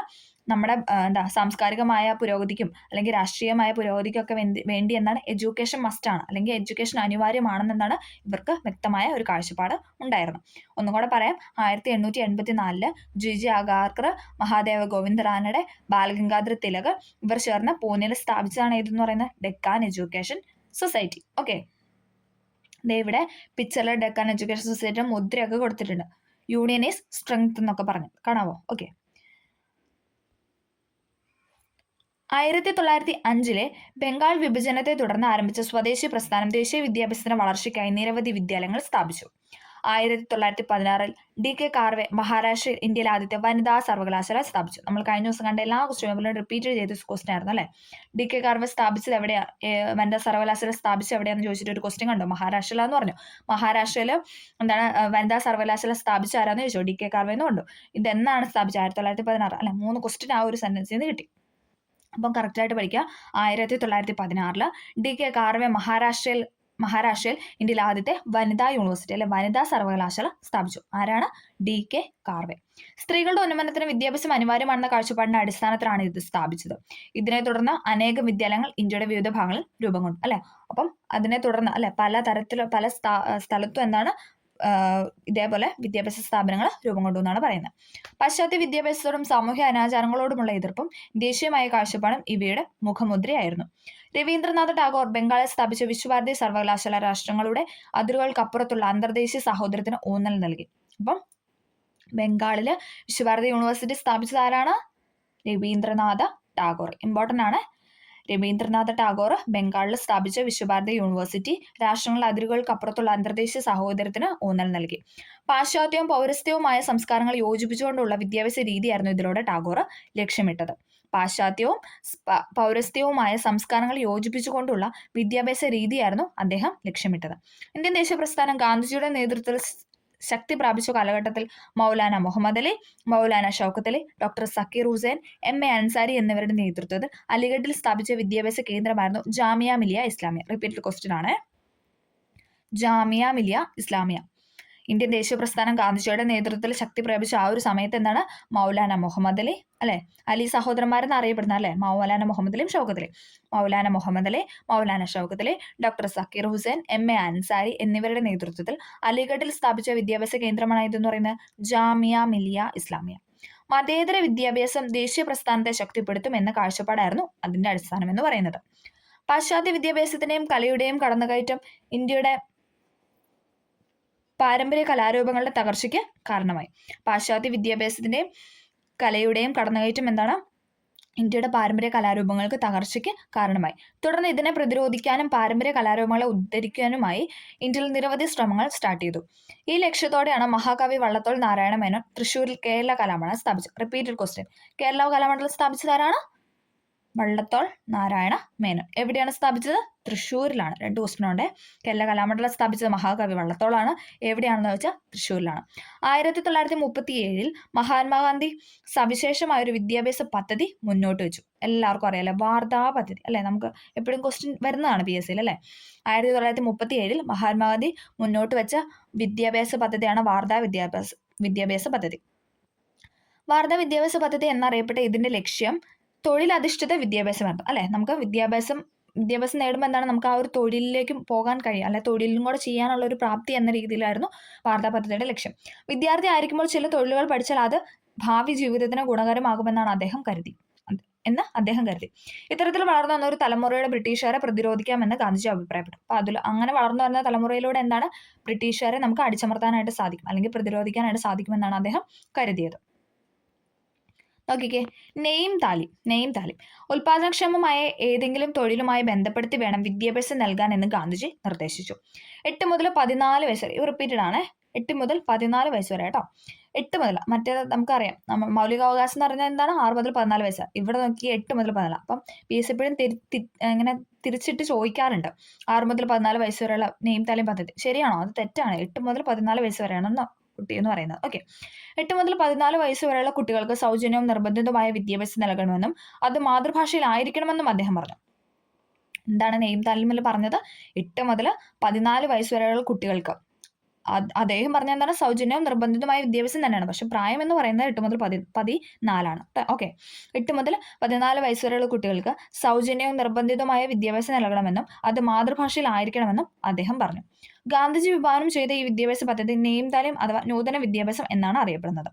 ഇന്ത്യൻ നാഷണൽ കോൺഗ്രസിന്റെ 1937 വാർത്താ സമ്മേളനം ഈ പദ്ധതിയെക്കുറിച്ച് പഠിക്കാനായി ഡോക്ടർ സക്കീർ ഹുസൈന്റെ നേതൃത്വത്തിൽ ഒരു കമ്മിറ്റിയെ നിയോഗിച്ചു. എന്താണ് 1937 വാർത്താ സമ്മേളനം അതെന്ന് പറയുന്നത് ഇന്റർനാഷണൽ കോൺഗ്രസ് INC സമ്മേളനമായിരുന്നു. അതിൽ ആ സമ്മേളനത്തിൽ എന്താണ് പറഞ്ഞത്? ഈ നെയിം താലിം പദ്ധതിയെക്കുറിച്ച് പഠിക്കാനായിട്ട് ഡോക്ടർ സക്കീർ ഹുസൈന്റെ നേതൃത്വത്തിൽ ഒരു കമ്മിറ്റിയെ രൂപീകരിച്ചു എന്നാണ് പറയുന്നത്. അപ്പം വാർത്താ പദ്ധതി എന്നാണ് 1937. ഓക്കെ, അടുത്തത് സാഹിത്യവും ദേശീയതയും. നമുക്ക് നോക്കാം. ഇന്ത്യൻ സമൂഹത്തിൽ നിലനിന്ന ജീർണതകൾക്കും ബ്രിട്ടീഷുകാരുടെ സാമ്പത്തിക ചൂഷണത്തിനും എതിരായി പ്രതിഷേധം സാഹിത്യത്തിലും പ്രതിഫലിച്ചു. ഇപ്പം നമ്മൾ വർത്തമാന പത്രങ്ങളുടെ കാര്യം പറഞ്ഞു, അത് കഴിഞ്ഞ് ഓരോ പ്രസ്ഥാനങ്ങളുടെ കാര്യം പറഞ്ഞു അല്ലേ. പിന്നെ അടുത്ത് നമ്മൾ പറയാനായിട്ട് പോകുന്ന സാഹിത്യവും ദേശീയതയുമാണ്. ഇന്ത്യൻ സമൂഹത്തിൽ നിലനിന്ന ജീർണതകൾക്കും ബ്രിട്ടീഷുകാരുടെ സാമ്പത്തിക ചൂഷണത്തിനും എതിരായ പ്രതിഷേധം സാഹിത്യത്തിലും പ്രതിഫലിച്ചു. രാജ്യത്തിന്റെ ഓരോ ഭാഗത്തും ജനങ്ങൾ നേരിടുന്ന ദുരിതങ്ങളും പ്രതിസന്ധികളും സാഹിത്യകാരന്മാർ തങ്ങളുടെ കൃതികളിൽ ചിത്രീകരിച്ചു. അപ്പം സാഹിത്യകാരന്മാരെന്താ ചെയ്തേ, അവരുടെ കൃതികളിൽ ഇന്ത്യയിൽ നടന്നിരുന്ന ഓരോ തരത്തിലുള്ള വിവേചനങ്ങളും അല്ലെങ്കിൽ ഓരോ ദുരിതങ്ങളും പ്രതിസന്ധികളും ഒക്കെ എന്താണ് സാഹിത്യകാരന്മാരുടെ അവരുടെ കൃതികളിൽ ചിത്രീകരിച്ചു. ഇപ്പം വായിച്ച മറ്റു പ്രദേശങ്ങളിലെ ജനങ്ങൾക്ക് ഈ ദുരിതങ്ങൾ തങ്ങളുടേത് കൂടിയാണെന്ന് അനുഭവപ്പെട്ടു അല്ലേ. അപ്പോൾ മറ്റ് സ്ഥലത്തുള്ള ഇപ്പം ഇവിടെ നടക്കുന്ന ഒരു കാര്യങ്ങൾ കിഴക്കുള്ള കാര്യങ്ങൾ പടിഞ്ഞാറ് അറിയുന്ന ആ ഒരു ഇതൊന്നും അന്ന് ഉണ്ടായിരുന്നില്ല അല്ലെ. പെട്ടെന്നൊന്നും നമുക്ക് വിവരങ്ങൾ കൈമാറ്റം ചെയ്യുന്ന ഒരു രീതി ഉണ്ടായിരുന്നില്ല. അപ്പോൾ അവരവർക്ക് കഴിയുന്ന രീതിയിൽ ഉള്ള കാര്യങ്ങളായിരുന്നു അന്ന് സംഭവിച്ചുകൊണ്ടിരുന്നത്. അപ്പോൾ ചിത്രകാരന്മാർ അല്ലെങ്കിൽ കലാകാരന്മാർ എന്താ ചെയ്ത് അവരുടെ സൃഷ്ടികൾ അല്ലെങ്കിൽ അവരുടെ കൃതികളിലൊക്കെ നമ്മുടെ ഇന്ത്യയിൽ നടന്നിരുന്ന പ്രതിസന്ധികളും അല്ലെ ചൂഷണങ്ങളും ദുരിതങ്ങളൊക്കെ അവർ ചിത്രീകരിക്കാനായിട്ട് സ്റ്റാർട്ട് ചെയ്തു. അപ്പോൾ അത് കണ്ടിട്ട് മറ്റ് സ്ഥലങ്ങളിലുള്ളവർക്കൊക്കെ ഇന്ത്യയിൽ ഇങ്ങനെ ദുരിതങ്ങൾ അനുഭവിക്കുന്നവരുണ്ട്, നമ്മുടെ മറുസൈഡിൽ ഇങ്ങനെ ദുരിതങ്ങൾ അനുഭവിക്കുന്നവരുണ്ടെന്ന് അവർക്ക് മനസ്സിലാകാനായിട്ട് ഇതും കൃതികളും സഹായിച്ചു എന്നാണ് പറയുന്നത്. ഇന്ത്യൻ ജനത ഒറ്റക്കെട്ടായി ഈ വ്യവസ്ഥയ്ക്കെതിരെ പ്രതിഷേധിക്കാൻ മുന്നോട്ട് വന്നു. കവിതകൾ, കഥകൾ, നാടകങ്ങൾ, നോവലുകൾ തുടങ്ങിയവയിലൂടെ എഴുത്തുകാരന്മാർ തങ്ങളുടെ പ്രതിഷേധം ജനങ്ങളുമായി പങ്കുവച്ചു. എന്തൊക്കെയാണ്? കവിതകളിലൂടെ, കഥകളിലൂടെ, നാടകങ്ങളിലൂടെ, നോവലുകളിലൂടെ ഒക്കെ എഴുത്തുകാർ തങ്ങളുടെ പ്രതിഷേധം ജനങ്ങളിലേക്ക് പങ്കുവച്ചു. ഇത് ജനങ്ങളിൽ ചൂഷണവിരുദ്ധ മനോഭാവം, സ്വന്തം രാജ്യത്തോട് ഇഷ്ടവും വളർന്നതിന് കാരണമായി അല്ലെ. അപ്പം ബ്രിട്ടീഷുകാരുടെ ഒക്കെ നമുക്ക് ഭയങ്കരമായിട്ടുള്ള അല്ലേ അവരുടെ ആ ഒരു ഇതൊക്കെ പ്രതിഷേധിക്കണം എന്നൊരു മനോഭാവം വന്നു. അതോടൊപ്പം സ്വന്തം രാജ്യത്തോടല്ലേ സ്വന്തം നമ്മൾ ഇന്ത്യക്കാരാണ് എന്നുള്ളൊരു ഇഷ്ടമൊക്കെ സ്റ്റാർട്ട് ചെയ്യാനായിട്ട് തുടങ്ങി. മാതൃരാജ്യത്തെ പ്രകീർത്തിച്ചുകൊണ്ട് പ്രാദേശിക ഭാഷകൾ രചിക്കപ്പെട്ട കൃതികൾ നിരക്ഷരരായ ജനങ്ങളും സാക്ഷരരായ വരേണ്യവർഗവും തമ്മിലുള്ള അന്തരം കുറച്ചു. ശിശിർകുമാർ ഘോഷ്, സത്യേന്ദ്രനാഥ ടാഗോർ തുടങ്ങിയവരുടെ നേതൃത്വത്തിൽ അവതരിപ്പിച്ച നാടകത്തിലൂടെയാണ് ഭാരതമാത എന്ന സങ്കല്പം ആദ്യമായി പൊതുവേദിയിൽ പ്രത്യക്ഷപ്പെടുന്നത്. ഭാരതമാതാവ് എന്ന സങ്കല്പം ശിശിർകുമാർ ഘോഷ്, സത്യേന്ദ്രനാഥ ടാഗോർ തുടങ്ങിയവരുടെ നേതൃത്വത്തിൽ അവതരിപ്പിച്ച നാടകത്തിലൂടെയാണ് ഭാരതമാത എന്ന സങ്കല്പം ആദ്യമായിട്ടൊരു പൊതുവേദിയിൽ ഒരു പബ്ലിക് വേദിയിൽ പ്രത്യക്ഷപ്പെടുന്നത്.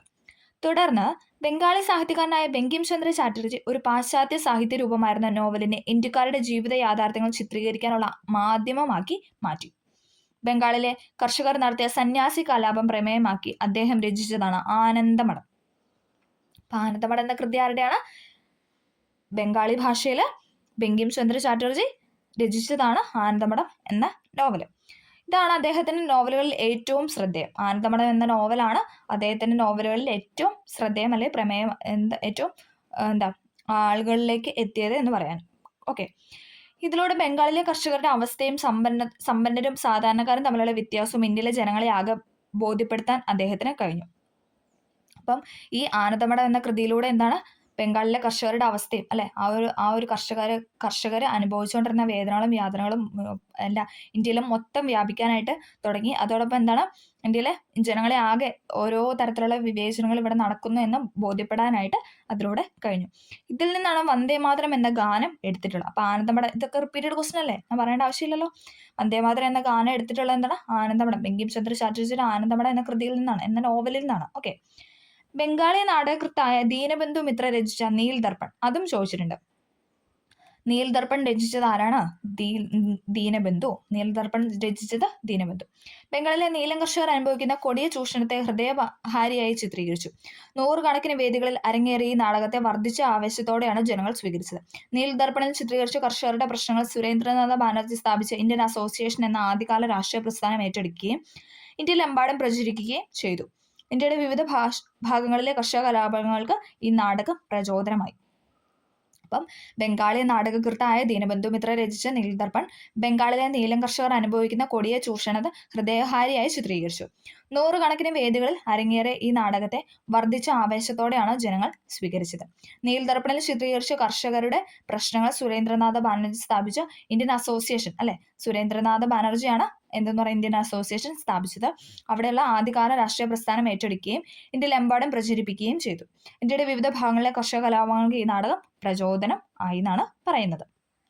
സാരേ ജഹാം സെ അച്ഛ ഹിന്ദുസ്ഥാൻ ഹമാര എന്ന ഗാനം രചിച്ച ഉറുദു കവിയായ അല്ലാമ മുഹമ്മദ് ഇക്ബാൽ തന്റെ കവിതകളിലൂടെ ഇന്ത്യയുടെ പ്രകൃതി ഭംഗിയും ജനങ്ങളുടെ ഐക്യത്തെയും പാടി പുകഴ്ത്തി. എന്താണ്? സാരെ ജഹാം സെ അച്ച ഹിന്ദുസ്ഥാൻ ഹമാര, നമുക്ക് എല്ലാവർക്കും അറിയാവുന്ന ഒരു ഗാനമാണ് അല്ലെ. ഈ ഗാനം എന്താണ്? ഉറുദു കവിയായ അല്ലാമ മുഹമ്മദ് ഇക്ബാലാണ് രചിച്ചത്. PYQ ആണ്. ഉറുദു കവിയായ അല്ലാമ മുഹമ്മദ് ഇക്ബാൽ രചിച്ച കൃതിയാണ് സാരെ ജഹാം സെ അച്ച. ഇതിലൂടെ എന്താണ്? ഇന്ത്യയുടെ പ്രകൃതി ഭംഗിയെയും ജനങ്ങളുടെ ഐക്യത്തെയും പാടി പുകഴ്ത്തുകയാണ് ഉണ്ടായത്. ഇന്ത്യ എന്ന ഏക രാഷ്ട്രത്തെക്കുറിച്ചുള്ള ബോധം ജനങ്ങളെ സൃഷ്ടിക്കാൻ ഇവരുടെ രചനകൾ കാരണമായി. വിവിധ ഭാഷകളിൽ നിരവധി സാഹിത്യകാരന്മാർ രാജ്യസ്നേഹവും ദേശാഭിമാനവും തുളുമ്പുന്ന കൃതികൾ രചിച്ചു. അപ്പം സാരെ ജഹാം സെ അച്ച എന്ന ഗാനം രചിച്ച ആരാണ്? ഉറുദു കവിയായ അല്ലാമ മുഹമ്മദ് ഇക്ബാലാണ്. ഇനി നമ്മൾ പഠിക്കാനായിട്ട് പോകുന്നത് മറ്റൊരു ഇമ്പോർട്ടൻ്റ് ആയിട്ടുള്ള ബോക്സ് ആണ്. ഈ ചാപ്റ്ററിൽ തന്നെ ഇപ്പോൾ 3 തരത്തിലുള്ള ബോക്സ് ഉണ്ടല്ലേ. പത്രം, അതിന് സ്ഥാപകർ, പിന്നെ എന്താണ് സാമൂഹ്യ പരിഷ്കർത്താക്കൾ, അവരുടെ പ്രസ്ഥാനങ്ങൾ. ഇനി നമ്മൾ പറയാനായിട്ട് പോകുന്നത് കൃതികളും എഴുത്തുകാരും ഭാഷയാണ്. ഇതും റിപ്പീറ്റഡ് ചെയ്യുന്ന ക്വസ്റ്റ്യൻ ആട്ടോ. ഞാൻ പറയുമ്പോൾ നിങ്ങൾക്കത് മനസ്സിലാവും. ഓക്കെ. ഘോര ഗീതാഞ്ജലി, ഇത് ആരെഴുതിയതാണ്? രവീന്ദ്രനാഥ ടാഗോർ. ഏത് ഭാഷയിലാണ്? ബംഗാളി ഭാഷയിലാണ്. അപ്പം രവീന്ദ്രനാഥ ടാഗോർ ബംഗാളി ഭാഷയിൽ എഴുതിയ കൃതികളാണ് ഘോരയും ഗീതാഞ്ജലിയും. ചോദിച്ചിട്ടുണ്ടേ. രവീന്ദ്രനാഥ ടാഗോർ ബംഗാളി ഭാഷയിൽ എഴുതിയതാണ് ഘോര ഗീതാഞ്ജലി. പ്രേംചന്ദ് ഹിന്ദി ഭാഷയിൽ എഴുതിയതാണ് സേവാസദൻ, പ്രേമാശ്രമം, രംഗഭൂമി, ഖോദാൻ. ഇതിങ്ങനെ തന്നെ പഠിക്കും. ഈ 4 പോയിന്റും ഒറ്റയടിക്ക് പഠിക്കുക. സേവാസദൻ, പ്രേമാശ്രമം, രംഗഭൂമി, ഖോദാൻ. ഇതാരുടെയാണ്? പ്രേംചന്ദിന്റെ ആണ്. ഹിന്ദി ഭാഷയിലാണ് എഴുതിയത്. ഒന്നും കൂടെ പറയാം. പ്രേംചന്ദ് ഹിന്ദി ഭാഷയിൽ എഴുതിയതാണ് സേവാസദൻ, പ്രേമാശ്രമം, രംഗഭൂമി, ഖോദാൻ. പ്രേംചന്ദ് എഴുതിയതാണ് സേവാസദൻ, പ്രേമാശ്രമം, രംഗഭൂമി, ഖോദാൻ. ഏത് ഭാഷയിലാണ്? ഹിന്ദി ഭാഷയിലാണ്. ഓക്കെ. അപ്പം ബംഗാളി ഭാഷയിൽ രവീന്ദ്രനാഥ ടാഗോർ എഴുതിയതാണ് ഘോരയും ഗീതാഞ്ജലിയും. ഹിന്ദി ഭാഷയിൽ പ്രേംചന്ദ് എഴുതിയതാണ് സേവാസദൻ, പ്രേമാശ്രമം, രംഗഭൂമി, ഖോദാൻ. അടുത്തതാണ് സുബ്രഹ്മണ്യ ഭാരതി അല്ലെ. ഭാരതിയൻ എന്നറിയപ്പെടുന്ന സുബ്രഹ്മണ്യ ഭാരതി എഴുതിയത് തമിഴ് ഭാഷയിൽ എഴുതിയതാണ് പാഞ്ചാലി ശബദം, കളിപ്പാട്ട്, കണ്ണൻപാട്ട്, കുയിൽപ്പാട്ട്. ഏതൊക്കെയാണ്? പാഞ്ചാലി ശബദം, കളിപ്പാട്ട്, കണ്ണൻപാട്ട്, കുയിൽപ്പാട്ട്. ഇതൊക്കെ എഴുതിയതാരാണ്? സുബ്രഹ്മണ്യ ഭാരതിയാണ്. അദ്ദേഹം ഏത് ലാംഗ്വേജിലാണെന്ന് ചോദിച്ചാൽ തമിഴിലാണ് എഴുതിയിരിക്കുന്നത്. റിപ്പീറ്റഡ് ക്വസ്റ്റൻ ആണോ? ഇതെല്ലാം റിപ്പീറ്റഡ് ആയതുകൊണ്ടാണ് എടുത്തു പറയാത്തത്. ഓക്കെ. സുബ്രഹ്മണ്യ ഭാരതി തമിഴ് ഭാഷയിൽ എഴുതിയതാണ് പാഞ്ചാലി ശബദം, കളിപ്പാട്ട്, കണ്ണൻപാട്ട്, കുയിൽപ്പാട്ട്. പ്രേംചന്ദ് ഹിന്ദി ഭാഷയിൽ എഴുതിയതാണ് സേവാസദൻ, പ്രേമാശ്രമം, രംഗഭൂമി, ഖോദാൻ. രവീന്ദ്രനാഥ ടാഗോർ ബംഗാളി ഭാഷയിൽ എഴുതിയതാണ് ഘോര ഗീതാഞ്ജലി. അടുത്തത് ബോക്സ് തീർന്നിട്ടില്ല. അടുത്തത് ഹയാത്തി സാദി, ഹയാത്തി ജവീദ്. ഇതാരെ എഴുതിയതാണ്? അൽത്താഫ് ഹുസൈൻ ഹാലി എഴുതിയതാണ്. ഏത് ഭാഷയിലാണ്? ഉറുദു ഭാഷയിലാണ്. അൽത്താഫ് ഹുസൈൻ ഹാലി ഉറുദു ഭാഷയിൽ എഴുതിയതാണ് ഹയാത്തി സാദി, ഹയാത്തി ജവീദ്. ഇമ്പോർട്ടൻ്റ് ആണ്. അൽത്താഫ് ഹുസൈൻ ഉറുദു ഭാഷയിൽ എഴുതിയതാണ് Hayati Saadi, Hayati Javed. Okay. Vishnu Krishna Chiplunkar. Repeated question ആണ്. വിഷ്ണു കൃഷ്ണ ചിപ്ലുങ്കർ മറാത്തി ഭാഷയിൽ എഴുതിയതാണ് നിബന്ധമാല. വിഷ്ണു കൃഷ്ണ ചിപ്ലുങ്കർ മറാത്തി ഭാഷയിൽ എഴുതിയതാണ് നിബന്ധമാല എന്ന് പറയുന്നത്. വിഷ്ണു കൃഷ്ണ ചിപ്ലുങ്കർ മറാത്തി ഭാഷയിൽ എഴുതിയതാണ് നിബന്ധമാല. ഇന്ന് നോക്കിക്കേ. വള്ളത്തോൾ നാരായണ മേനോൻ, അദ്ദേഹം മലയാള ഭാഷയിൽ എഴുതിയതാണ് എൻ്റെ ഗുരുനാഥൻ ബാപ്പുജി ഇന്ത്യയുടെ കരച്ചിൽ. വള്ളത്തോൾ നാരായണ മേനോൻ മലയാള ഭാഷയിൽ എഴുതിയതാണ് എൻ്റെ ഗുരുനാഥൻ ബാപ്പുജി ഇന്ത്യയുടെ കരച്ചിൽ. ഈ 3 കൃതികളുടെ കൂട്ടത്തിൽ ഇതിനകത്ത് ഈ ബോക്സിലുള്ള വേറൊരു കൃതി കൂടെ തന്നിട്ട് ഇതിൽ വള്ളത്തോൾ എഴുതാത്ത കൃതി ഏതാണ് അങ്ങനെ ചോദിച്ച് ക്വസ്റ്റ്യൻ വന്നിട്ടുണ്ട്. ഓക്കെ. അപ്പോൾ അതുകൊണ്ട് തന്നെ എല്ലാവരുടെയും കൃതികൾ കറക്റ്റായിട്ട് പഠിക്കുക. നമുക്ക് ഒന്നും കൂടെ ഒന്ന് പറയാം. വള്ളത്തോൾ നാരായണ മേനോൻ മലയാള ഭാഷയിൽ എഴുതിയതാണ് എൻ്റെ ഗുരുനാഥൻ ബാപ്പുജി ഇന്ത്യയുടെ കരച്ചിൽ. വിഷ്ണു കൃഷ്ണ ചിപ്ലുങ്കർ മറാത്തി ഭാഷയിൽ എഴുതിയതാണ് നിബന്ധമാല. അൽത്താഫ് ഹുസൈൻ ഹാലി ഉറുദു ഭാഷയിൽ എഴുതിയതാണ് ഹയാത്തി സാദി, ഹയാത്തി ജവീദ്. പിന്നെ എന്താണ്? സുബ്രഹ്മണ്യ ഭാരതി തമിഴ് ഭാഷയിൽ എഴുതിയതാണ് പാഞ്ചാലി ശബദം, കളിപ്പാട്ട്, കണ്ണൻപാട്ട്, കുയിൽപ്പാട്ട്. പ്രേംചന്ദ് ഹിന്ദി ഭാഷയിൽ എഴുതിയതാണ് സേവാസദൻ, പ്രേമാശ്രമം, രംഗഭൂമി, ഖോദാൻ. ടാഗോർ രവീന്ദ്രനാഥ ടാഗോർ ബംഗാളി ഭാഷയിൽ എഴുതിയതാണ് ഘോര ഗീതാഞ്ജലി. ഓക്കെ. എല്ലാവരും പഠിച്ചു എന്ന് പ്രതീക്ഷിക്കുന്നു. അടുത്തത് ഇവിടെ ഒരു ബോക്സ് കൊടുത്തിട്ടുണ്ട്. നമുക്ക് നോക്കാം. വരിക വരിക സാഹചര്യം. ഇന്ത്യയുടെ ദേശീയ പ്രസ്ഥാനത്തിന് ശക്തി പകർന്ന നിരവധി കവിതകളും ഗാനങ്ങളും മലയാളത്തിലും രചിക്കപ്പെട്ടു. അക്കൂട്ടത്തിൽ ശ്രദ്ധേയമായ ഒന്നാണ് അംശി നാരായണപിള്ള രചിച്ച വരിക വരിക സാഹചര്യം. അപ്പം വരിക വരിക സാഹചര്യം എന്ന് തുടങ്ങുന്ന ഗാനം രചിച്ചത് ആരാണ്? അംശി നാരായണപിള്ള. കഴിഞ്ഞ ദിവസം നടന്ന ക്വസ്റ്റ്യൻ പേപ്പറിലും കൂടെ ചോദിച്ച ക്വസ്റ്റ്യൻ ആണ്. തമിഴ് നോവിങ്ങിലാണോ കന്നഡ നോവിങ് ഏതോ ഒരു ക്വസ്റ്റ്യൻ പേപ്പറിൽ കണ്ടതാണ്. അതിലും അല്ല, അങ്ങനെ കണ്ടെന്ന് മീൻസ് റിപ്പീറ്റ് ചെയ്ത് വന്നുകൊണ്ടിരിക്കുന്ന ക്വസ്റ്റ്യൻ ആണ്. ഓക്കെ. അപ്പം വരിക വരിക സാഹചര്യം എന്ന ഗാനം രചിച്ചത് അംശി നാരായണപിള്ള. വരിക വരിക സാഹചര്യ വലിയ സഹന സമരമായി. കരളുറച്ച് കൈകൾ കോർത്ത് കാൽനടയ്ക്ക് പോകനാം. കൺതുറന്ന് നോക്കുവിൻ, കൈകൾ കോർത്തിറങ്ങുവിൻ. കപടക്കുടില ഭരണകൂടം ഇക്ഷണം തകർക്കണം. റിട്ടണെ വിരട്ടുവിൻ, ചട്ടമൊക്കെ മാറ്റുവിൻ. ദുഷ്ടനീതി വിഷ്ടപത്തിൽ ഒട്ടുമേ നിലച്ചിട. വിജയമെങ്കിൽ വിജയവും മരണമെങ്കിൽ മരണവും. ഭയവിഹീനമഖില ജനവും ആഗ്രഹിച്ചിറങ്ങണം. ഇതാണ് ആ ഒരു ഗാനം എന്ന് പറയുന്നത്. അപ്പം വരിക വരിക സഹചര്യം എന്ന് തുടങ്ങുന്ന ഗാനം രചിച്ചത് ആരാണ്? അംഷി നാരായണപിള്ള. റിപ്പീറ്റഡ് ക്വസ്റ്റ്യൻ ആണ് കേട്ടോ. ദേശീയത കലയിൽ. അടുത്ത പോയിന്റാണ് ദേശീയത കലയിൽ. ബംഗാളി ചിത്രകാരനായ അഭിനീന്ദ്രനാഥ് ടാഗോർ സ്വദേശി സമരകാലത്ത് വരച്ച ജലഛായ ചിത്രമാണ് ഇതെന്ന് പറയുന്നത് ഭാരതമാത. ഓക്കെ. ഇന്ത്യയിലെ ജനങ്ങൾക്ക് ആഹാരം, വസ്ത്രം, വിജ്ഞാനം എന്നിവ നൽകുന്ന ഭാരതമാതാവിനെയാണ് അദ്ദേഹം ചിത്രീകരിച്ചിട്ടുള്ളത്. എന്താണ്? ഇന്ത്യയിലെ ജനങ്ങൾക്ക് ആഹാരം, വസ്ത്രം, വിജ്ഞാനം എന്നിവ നൽകുന്ന ഭാരതമാതാവിനെയാണ് അദ്ദേഹം ചിത്രീകരിച്ചിട്ടുള്ളത്. ഇന്ത്യക്കാരിൽ ദേശസ്നേഹം വളർത്തുന്നതിൽ ഈ ചിത്രം നിർണായക പങ്കുവഹിച്ചു. തുടർന്ന് പല രൂപത്തിൽ ഭാരതമാതായുടെ ചിത്രം ഇന്ത്യയുടെ ഭൂപടത്തിൽ ഉൾക്കൊള്ളിച്ചുകൊണ്ടുള്ള ചിത്രങ്ങൾ പ്രചാരത്തിലായി. ഇന്ത്യൻ ചിത്രകലയെ പാശ്ചാത്യ സ്വാധീനത്തിൽ നിന്ന് മോചിപ്പിക്കുവാനും ഭാരതീയ സംസ്കാരത്തിലെയും ദേശീയ പാരമ്പര്യത്തിലെയും അടിയുറച്ച പൗരസ്ത്യ ചിത്രകലയുടെ പ്രോത്സാഹനത്തിനുമായി അദ്ദേഹം കൽക്കത്തയിൽ Indian society of oriental arts സ്ഥാപിച്ചു. പാശ്ചാത്യ രീതി ഉൾക്കൊണ്ടുകൊണ്ട് മലയാളിയായ രാജാ രവിവർമ്മ ഇന്ത്യൻ പുരാണങ്ങളിലെയും സാഹിത്യകൃതികളിലെയും വിവിധ സന്ദർഭങ്ങൾ ചിത്രീകരിച്ചു. ഇന്ത്യയിലെ ശ്രദ്ധേയമായ സാഹിത്യകൃതികളിൽ നിന്നും ചരിത്ര സംഭവങ്ങളിൽ നിന്നുള്ള സന്ദർഭങ്ങളാണ് നന്ദലാൽ ബോസ് തന്റെ ചിത്രങ്ങൾക്ക് വിഷയമാക്കിയിട്ടുള്ളത്. സതിയായിരുന്നു അദ്ദേഹത്തിന്റെ ഏറ്റവും ശ്രദ്ധേയമായ ചിത്രം. അപ്പം നന്ദലാൽ ബോസിന്റെ ഏറ്റവും ശ്രദ്ധേയമായ ചിത്രമാണ് സതി. റിപ്പീറ്റഡ് ക്വസ്റ്റ്യൻ ആണ്. നന്ദലാൽ ബോസ് സതി. ഇന്ത്യയിൽ നിലനിന്ന ദുരാചാരങ്ങളിൽ ഒന്നായ സതി അനുഷ്ഠിക്കുന്ന ഒരു സ്ത്രീയുടെ ചിത്രമാണിത്. ആരെയും സ്പർശിക്കുന്ന ഈ ചിത്രം ഇത്തരം ദുരാചാരങ്ങൾക്കെതിരായ മനോഭാവം ഇന്ത്യക്കാരിൽ വളർത്താൻ കാരണമായി. അദ്ദേഹത്തിന്റെ ഗ്രാമീണ ചെണ്ടക്കാരൻ എന്ന ചിത്രം 1938 ഹരിപുരയിൽ നടന്ന INC-യുടെ സമ്മേളനത്തിൽ പ്രദർശിപ്പിക്കുകയും അതിനെ കോൺഗ്രസിന്റെ പോസ്റ്ററിലുള്ള ചിത്രമായി തിരഞ്ഞെടുക്കുകയും ചെയ്തു. അപ്പം നന്ദലാൽ ബോസിന്റെ മറ്റൊരു ചിത്രമാണ് ഇതെന്ന് പറയുന്നത് ഗ്രാമീണ ചെണ്ടക്കാരൻ. ഗ്രാമീണ ജീവിതം ആരുടെ ആയിരുന്നു? ഇതേപോലെ ചോദിക്കുന്ന ക്വസ്റ്റൻ ആണ് ഗ്രാമീണ ജീവിതം. ഗ്രാമീണ ജീവിതം ആരുടെയാണ്? അമൃത ഷെർഗിലിന്റെ ആണ് കേട്ടോ. ഗ്രാമീണ ചെണ്ടക്കാരൻ ആരുടെയാന്ന് ചോദിച്ചു കഴിഞ്ഞാൽ ആരുടെയാണ്? നന്ദലാൽ ബോസ്. ഓക്കെ. അതെന്താണ് ചെയ്തത്?